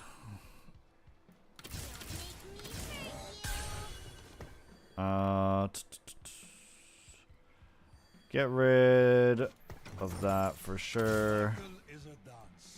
We're combining a lot of units early, but I guess that's fine.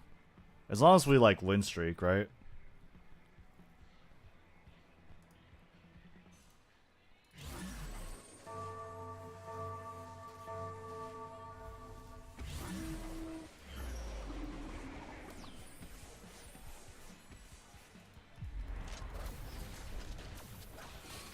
Nice.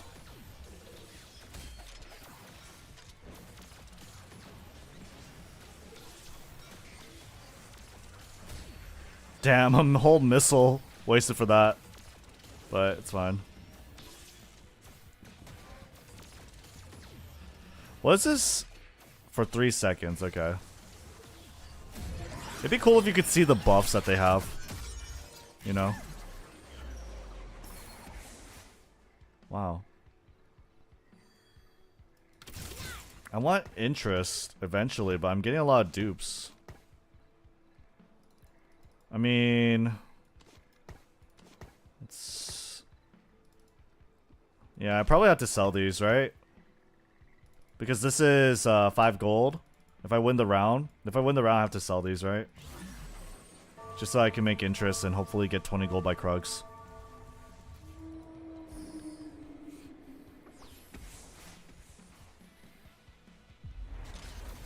This guy's trying to lose his round.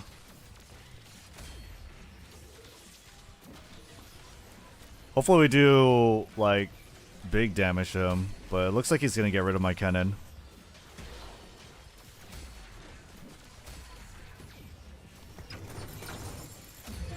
Nice. We definitely level up next round. As far as items go, we could get a Dragon's Claw that could give me a huge boost early.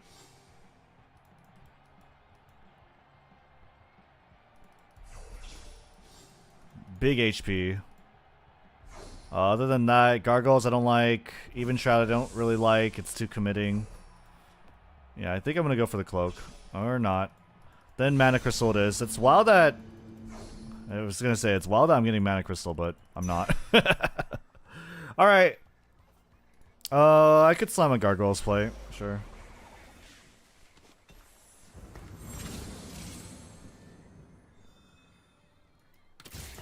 There you go.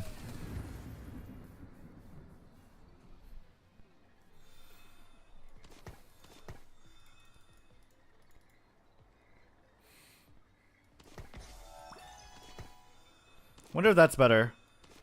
5 gold. 2 items on him.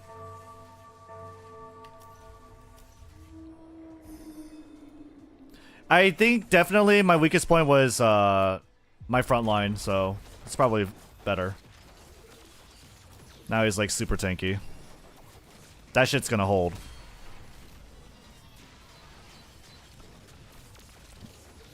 Press E for fast sell. I think I have it on S. Yeah. Probably shouldn't have sold those, but...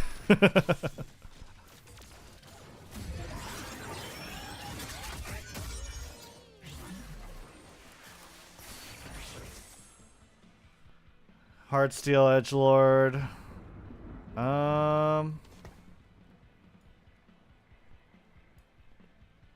No, we're just gonna stick here. Yeah, we're fine. Cannon is still very strong. Still very nice. Got some half decent items.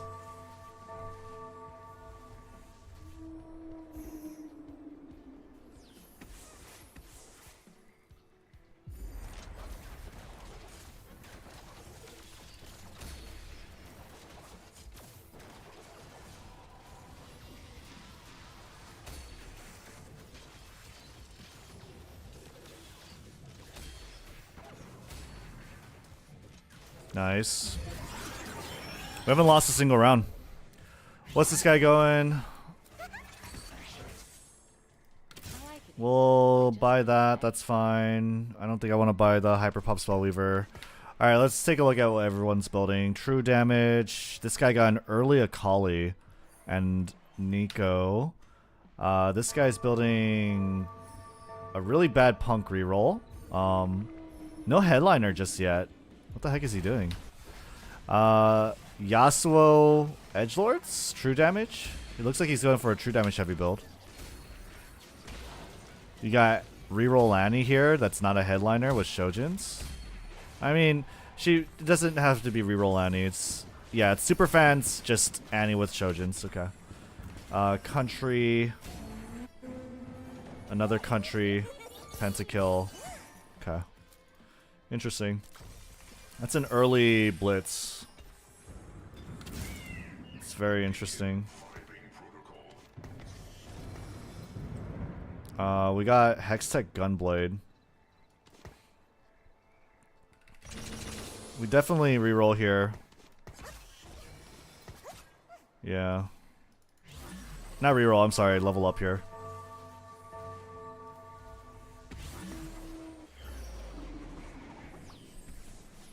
I don't know if I want to slam a Hextech Gunblade. Cute the Gwen? Yeah, my Gwen's cute. My Gwen's super cute. Look at her.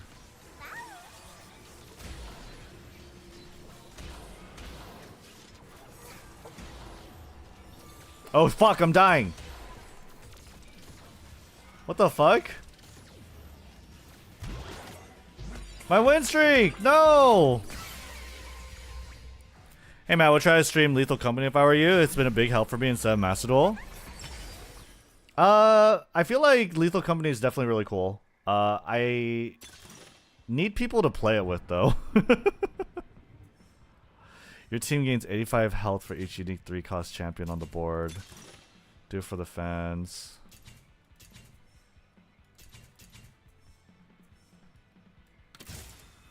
I don't know, I was thinking about hitting up some of the Yugi tubers, the Yugi tuber VTubers, if they wanted to play. But I am very painfully antisocial and anxious. I might have to just get over that though.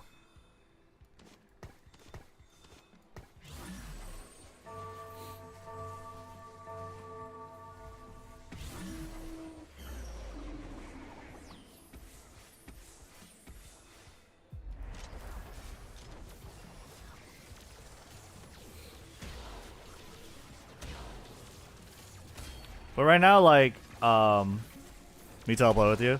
That's nice. But, yeah, definitely, if it comes up, for sure, I'm definitely trying to focus right now on, like, playing TFT.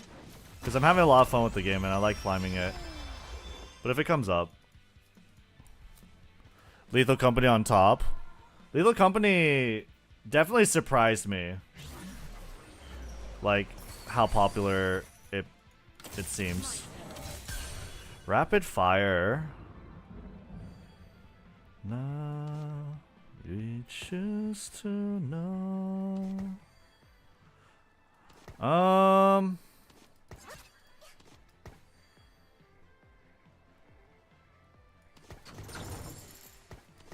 wonder how big of a buff this will be.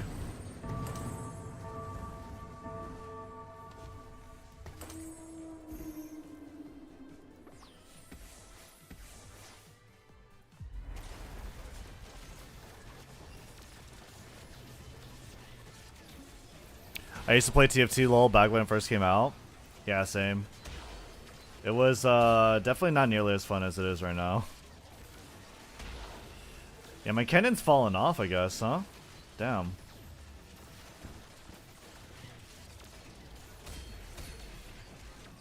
Wow. But 2-cost might be good. Nice. Not 2-cost, 2-star. Alright. It's looking good. Hopefully I can maintain it. I can get a Giant Slayer here.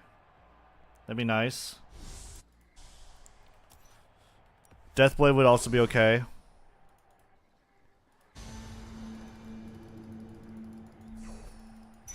We also have possible Ginsus. Ginsus is probably something I ought to slam. I'll have to get rid of Blitz though, which sucks. But maybe okay.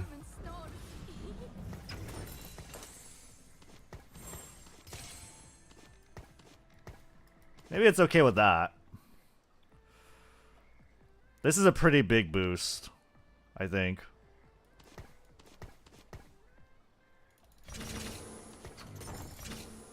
Alright.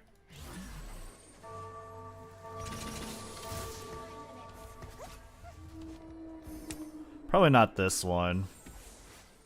I want to see if I can keep this win streak. KDA buff plus like Ginsu's on Kaisa. I feel like we'll be able to win. That's a lot of units though. But Cybernetic Bulk? My MF is tanky? Nice. We also have 5 Superfan. Dude, Kennen is an absolute monster just tanking this almost itemized Urgot. he's a wall, dude. Yo, what the fuck? That Urgot couldn't do shit. Alright, sick.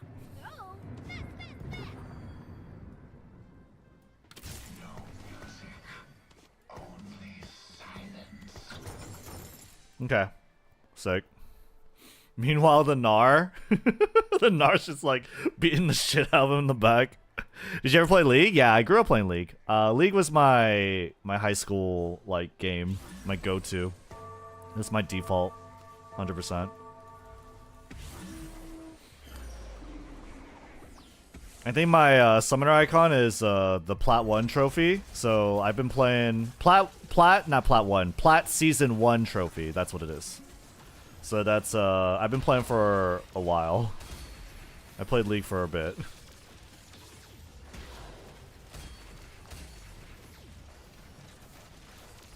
That was my jam growing up. It wasn't WoW, unfortunately. It was, well, maybe fortunately. I don't know. It was League for me.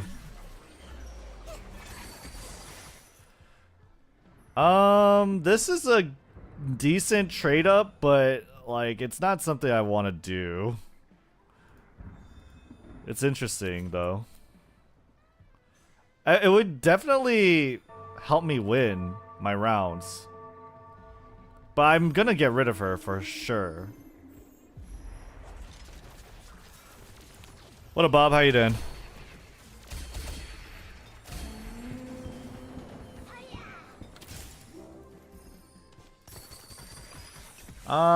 This is good. Yeah, Jazz actually here is really nice. And I think that's good.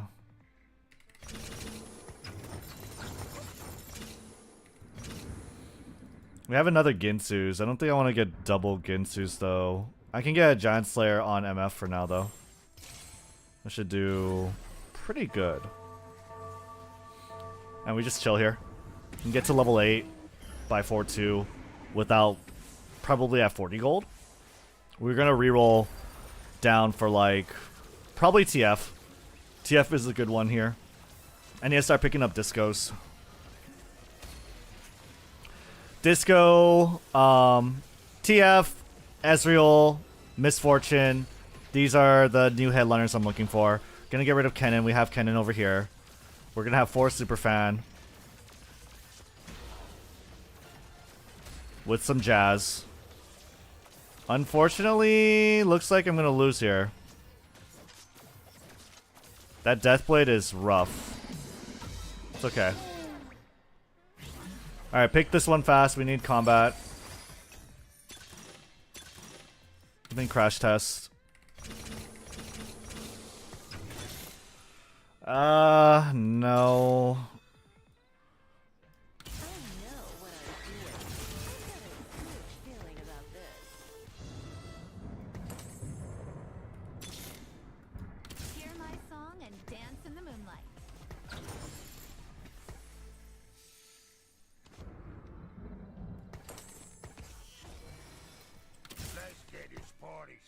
Okay.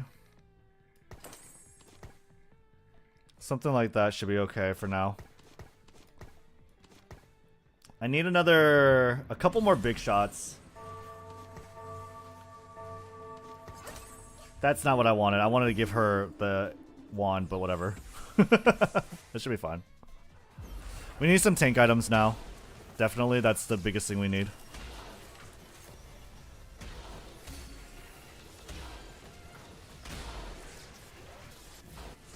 Am I being contested for Jazz? Doesn't look like it. You get fucked though by Annie. Annie definitely doesn't need Nashers. Double Shojin and pretty much anything would work, and Ginsu's looks like it's doing pretty good. Seen your video on Master Duel, you are on point. My brother, also I've been eyeing this game for a long time. Don't know if I'm ready to tackle another brain teaser game. I mean, for me it's just a lot of fun. But I definitely feel that. It's like, definitely not the easiest game to hop into, but it's definitely really cool. It's also a pretty decent time to hop into because this new set just kind of came out very recently. So, for me, it's a lot of fun. If you have any questions, let me know. I love explaining like these type of complicated games, so to speak. Nice.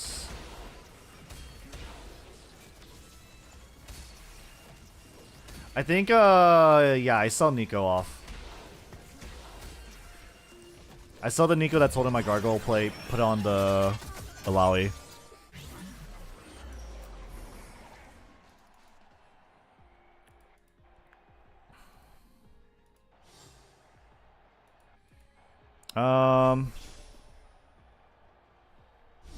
Yeah, we just want tank items. Tank items. Just focus on tank items right now. I want that cloak, I guess. It's fine. Sell her off, replace her, put the Alawi in the middle, give her the items. Give her an item. I'm not gonna slam the component. We can't slam components at this point in the stage.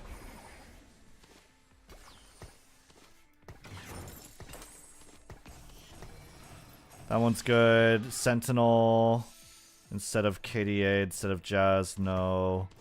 We're just gonna stick with that for right now. This looks good. Big Shot is nicer than Ari.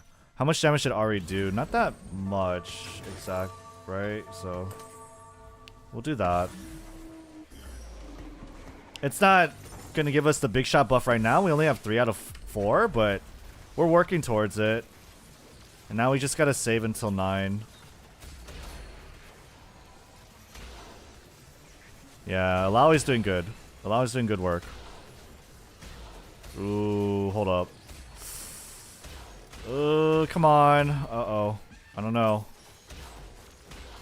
Wow. Reroll Cat's just fucking nuts. Does she even have all the items? Who do we lose to?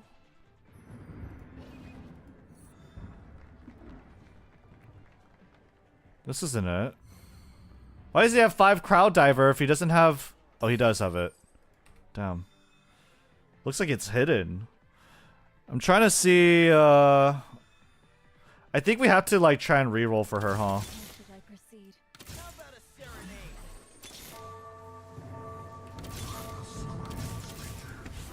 Fuck. I didn't mean to do that.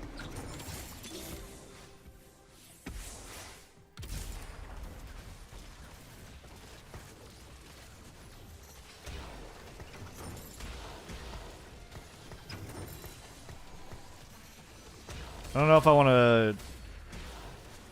Yeah, I don't want to keep the 1 on him. We're just going to replace him. What's that? All I know in this game is that you want to win, but you also want to minimize your resources. Yeah, you want to minimize the spending of your resources for sure. It depends on the strat though. Like, right now I'm going for fast 9, so definitely like fast and fast leveling is what I would like, but I'm losing these rounds, so I need to consider just like going for a a reroll comp, I think. Because it's definitely not easy right now.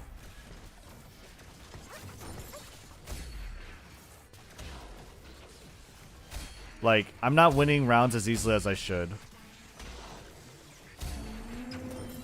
Alright, let's see how next round goes when we put like an item on her.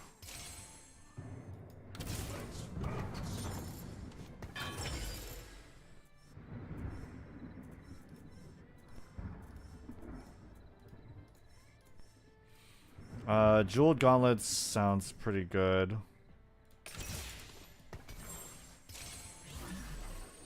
Not necessarily for her, but looks good. I don't think I need Disco Sentinel. I need like... ideally an EDM? Oh, an EDM Dazzler. Oh, I want Lux.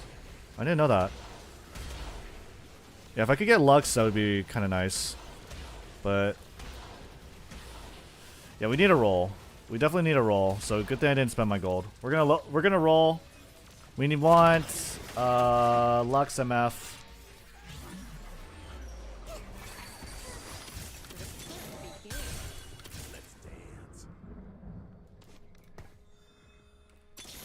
Or now we want...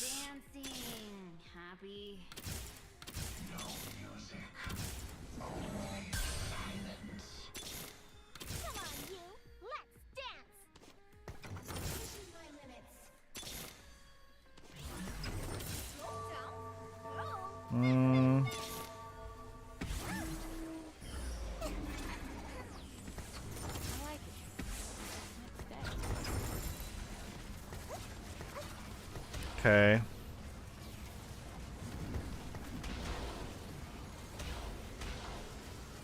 Rapid fire. Yeah, let's get rid of this Kaisa, put the stuff on him. It's not like the best items on him, but it's decent enough, right?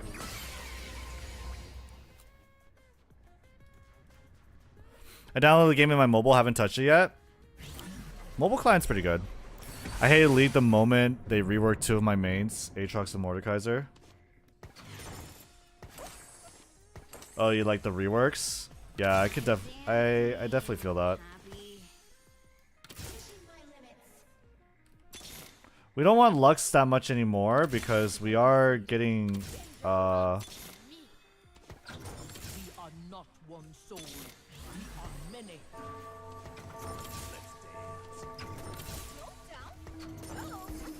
Okay, this isn't bad. If I could get a 2-star of him, I'd be pretty happy, right? Also, a 2-star of Alawi would be really good. But we're making some progress. I'm pretty sure it's pointless to try and reroll for a 2-star Nico, though.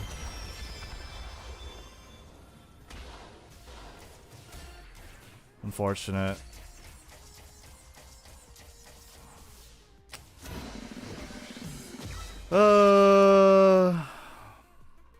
Okay.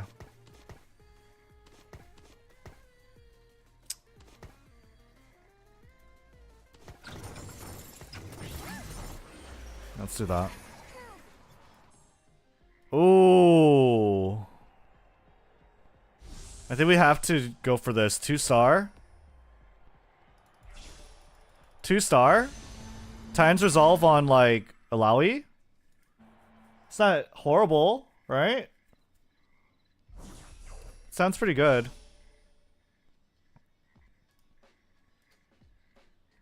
I mean TFT? Yeah, I figure. Well, oh, so TFT has new sets every season. So all these units that you're buying, right, they change by like the end of the seasons. So like in like 6 months or so, we wouldn't be playing the same game. And the idea is that, you know, it's seasons. It's the idea of seasons where you have an opportunity to, like, you know, progress and be you know, playing with people who are also just learning the set for the first time, essentially.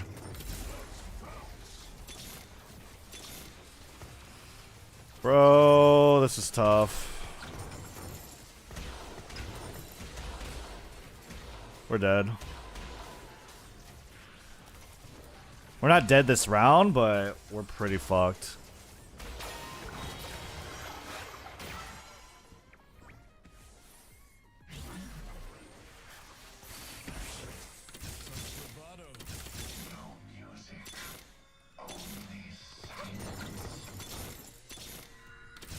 Okay, that has to do it for us, basically.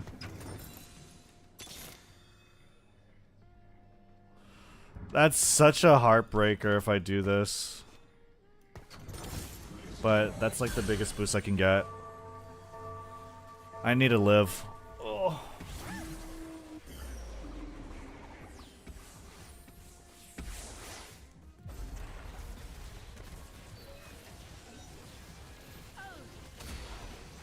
This is a second place, dude.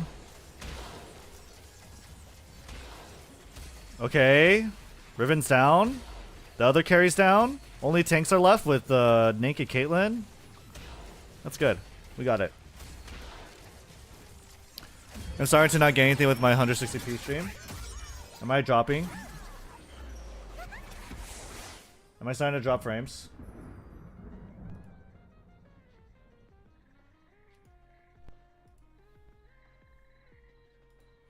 No, it's popular right now? No, my connection's bad? Okay. Alright. Yeah, it looks good right now.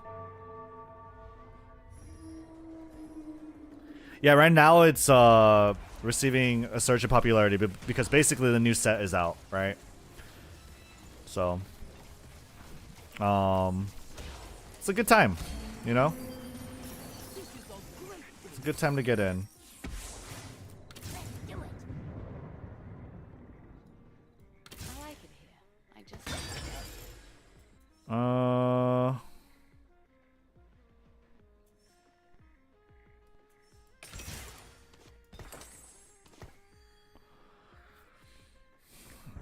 Basically,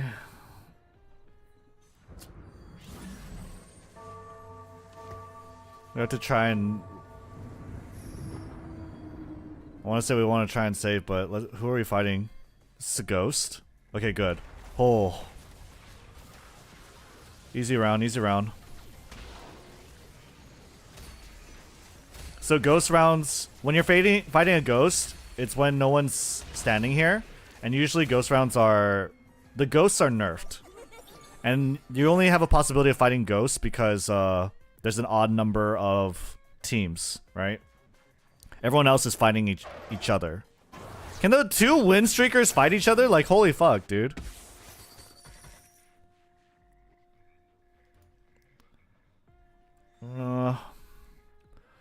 We're definitely fighting a win streaker.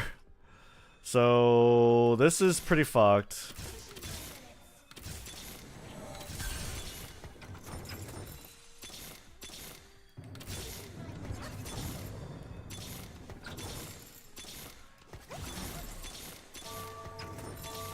I wanted to allow it to, but I think we lose. But hopefully someone else loses bigger than me.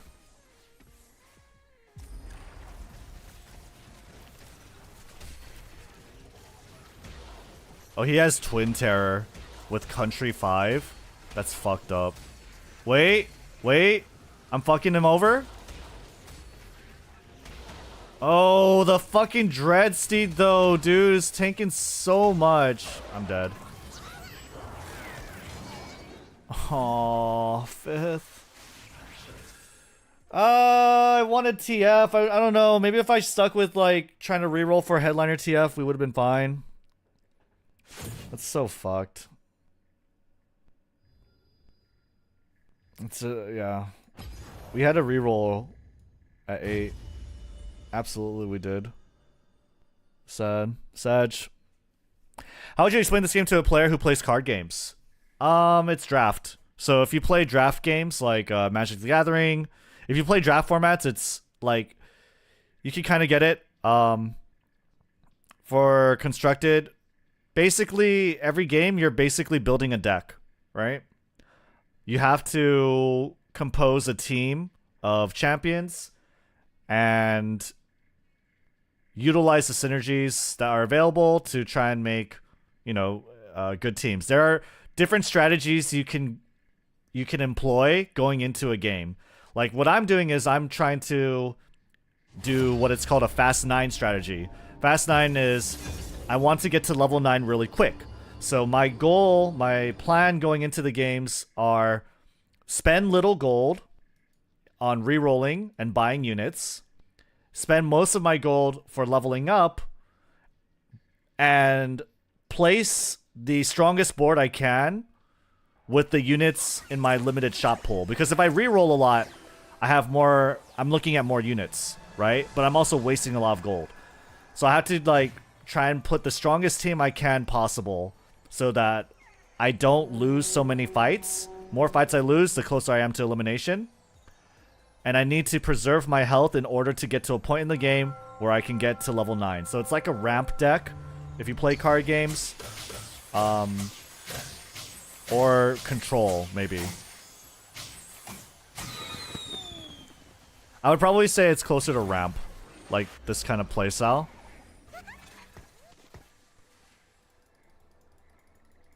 Maybe control. Maybe ramp, yeah. I don't know. But yeah, there are a lot of different game plans, and you obviously have to pivot when certain opportunities arise, or at least that's how you would play optimally. But it's always nice to have like a sort of idea, strategy to rely on that's not really dependent on like the type of units that you get in your shop, right?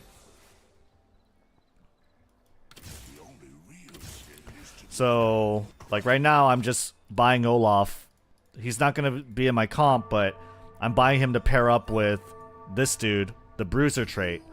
Bruiser is pretty nice early game trait because it just gives my whole team 100 health, but also the Bruisers get a nice 20% bonus to their max health.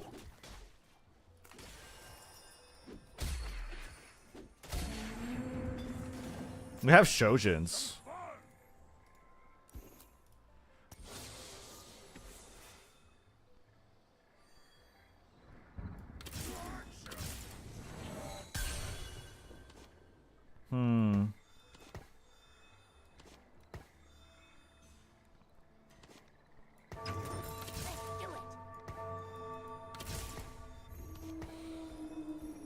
I don't know if I want to buy Tom Kench, but I do have him.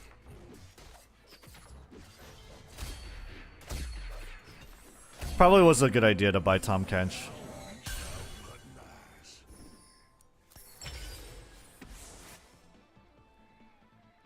Best friends could be good.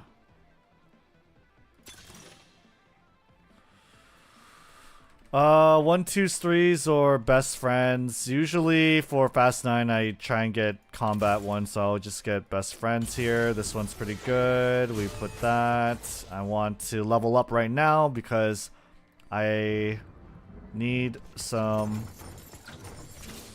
I would need more units on the board. More units generally means you're more strong, right?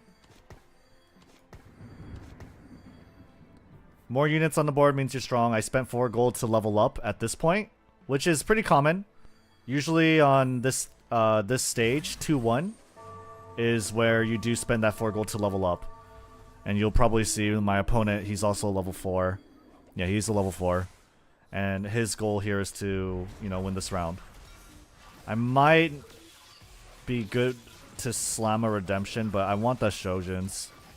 What I want right now is a backline unit that Shojins is good on. Or maybe I could have slammed it on him, but yeah, this is tough. This cannon's way too tanky. Yeah, unfortunate. Too much shielding, too much yielding. Healing.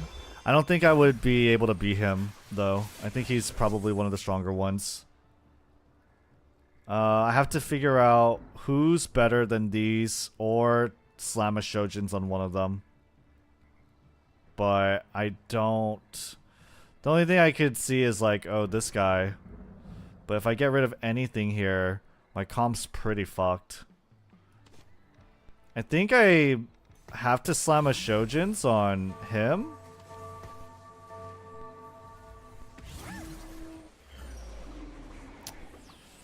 Oh, this is rough.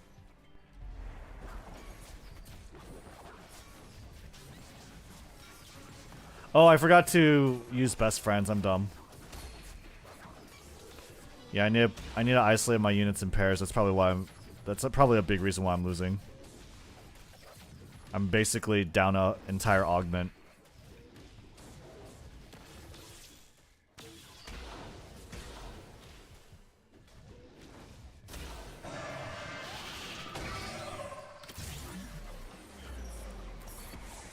Okay. There you go. Now you see that they have like this little buff around them. That should be better. And I would like to start winning. Yeah, I'm already last place, which is fine because carousel, last place isn't too bad because every round of stages, so this is the second round of stages too, right? The middle stage is going to be the carousel, and that's where you get to basically pick an item. Whoever's lowest gets like incentive, a bonus. They get to pick the items first. Whoever is lowest. So losing HP in this stage is not too bad. And if I win here, that'd be nice too, because what I want is I want a streak of wins going, so I preserve my HP, but I also get gold.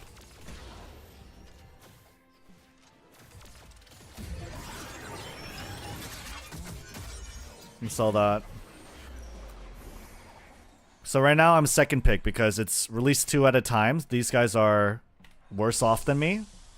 What I want right now is like Warmogs. I want that HP belt. And that should solidify my early game. My goal again is to put strong boards down, mitigate as much HP, save most of my gold for re-rolling and not re-rolling. Save most of my gold for leveling and not re-rolling. So I want to get to a point where I can get 50 gold. The reason why I want 50 gold is because let me just do this really quick. I need to level up. That's fine. This is best. The reason why I want 50 gold. So there are 4 things that influence the gold that you get. The first one is passive income is +5. That's guaranteed. Nothing changes there. The second thing is interest. For every 10 gold I have in the bank, I have 13. For every 10 gold I have, I get +1 more gold at the end of this round. So this interest caps out at 5 though. So I need to maintain 50 gold. And then I could have more gold from win streak and loss streaking. So I'm trying to win these rounds because I need to survive to the late game. I need to lose as little HP as possible to get to a point where I can be at a high level and outvalue my opponent's teams. We got a win streak of 2 going. Hopefully we could carry that into this creep round. We want to carry streaks into the creep round because you get the gold from streaking into creep rounds.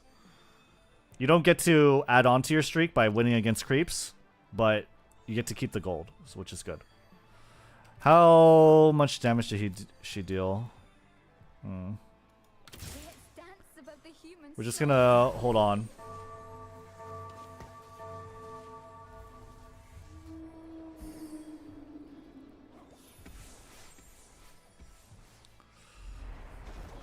Five units here.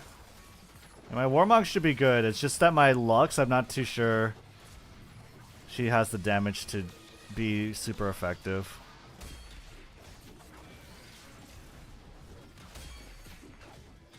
That's good. Nice.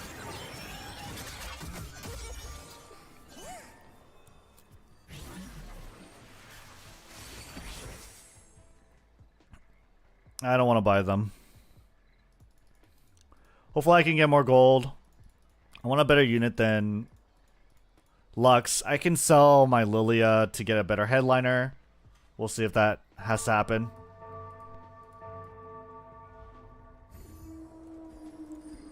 But this is the creep round. I'm going to have a win streak of 3. So I'm going to get that +1 gold even here with no like risk of losing it because you don't change streaks by fighting creeps.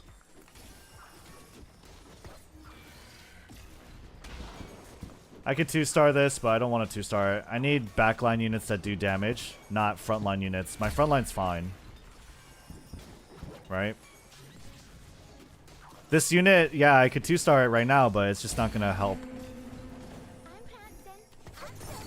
I almost bought it instead of trying to sell the one on my board.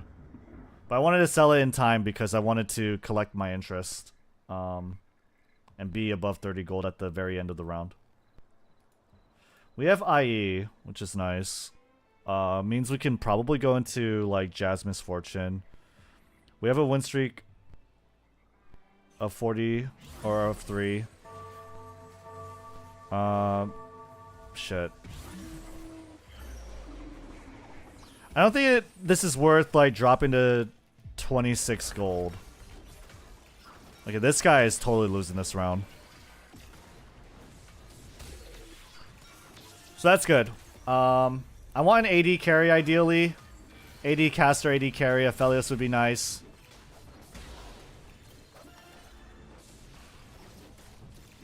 It might be good to change my headliner. But I definitely want to level up next round. I don't want to spend too much gold. We have a win streak of 4 going, so we want that to get to 5. It's either blistering or vampirism.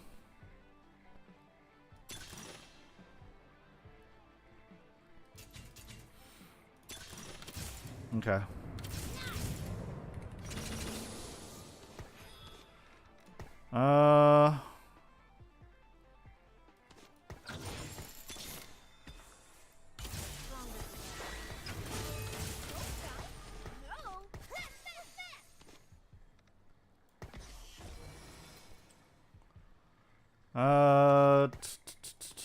Yeah, that's good. Put the Warmogs on her for now. This is good. Sell that. Grab him. Okay, cool. That was actually a really good transition.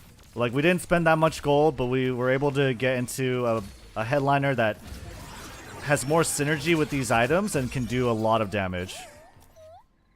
And carry me to higher levels without losing too much HP. Like, I could start saving my gold and also farm this win streak. I feel like I'm in a really good spot right now. That's good.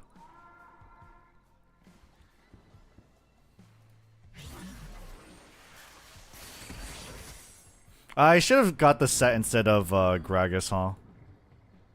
Moon into the sun.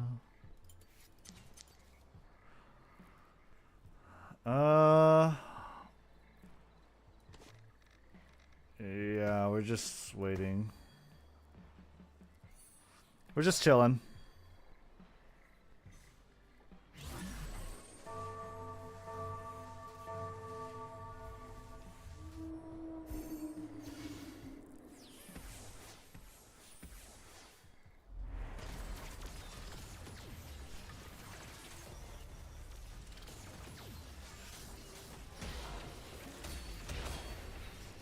I'm gonna start swapping over my internet because I know it's definitely gonna come down soon, so I'm gonna start swapping over my internet and we'll probably kill the YouTube stream.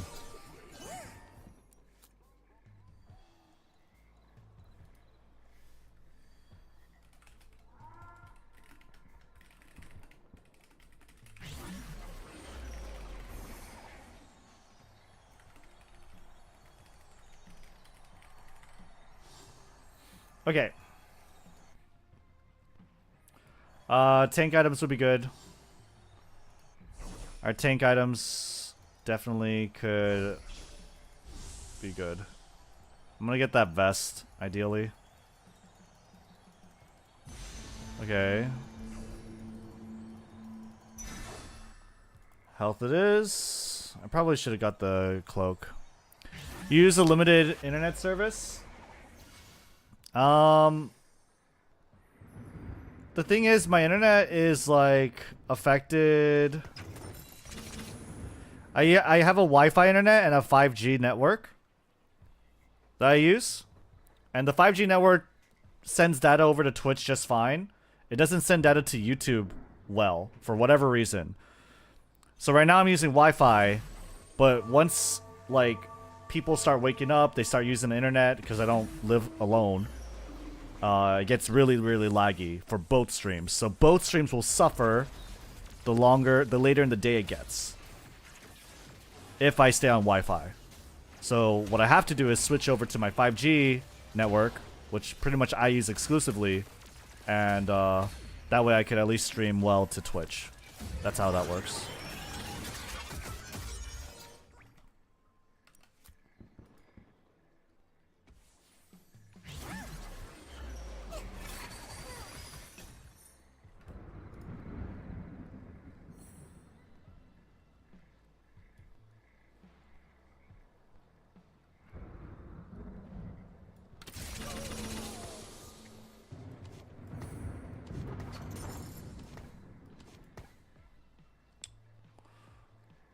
Fear not. I'm coming. There we go. I have a 7-win streak. I've been winning the whole entire game. I want to carry this into Wolves, ideally. Alright, well, let's see. Looks like my internet's connected. Alright, YouTube. Peace out. Hop over to Twitch if you're interested. Good stream.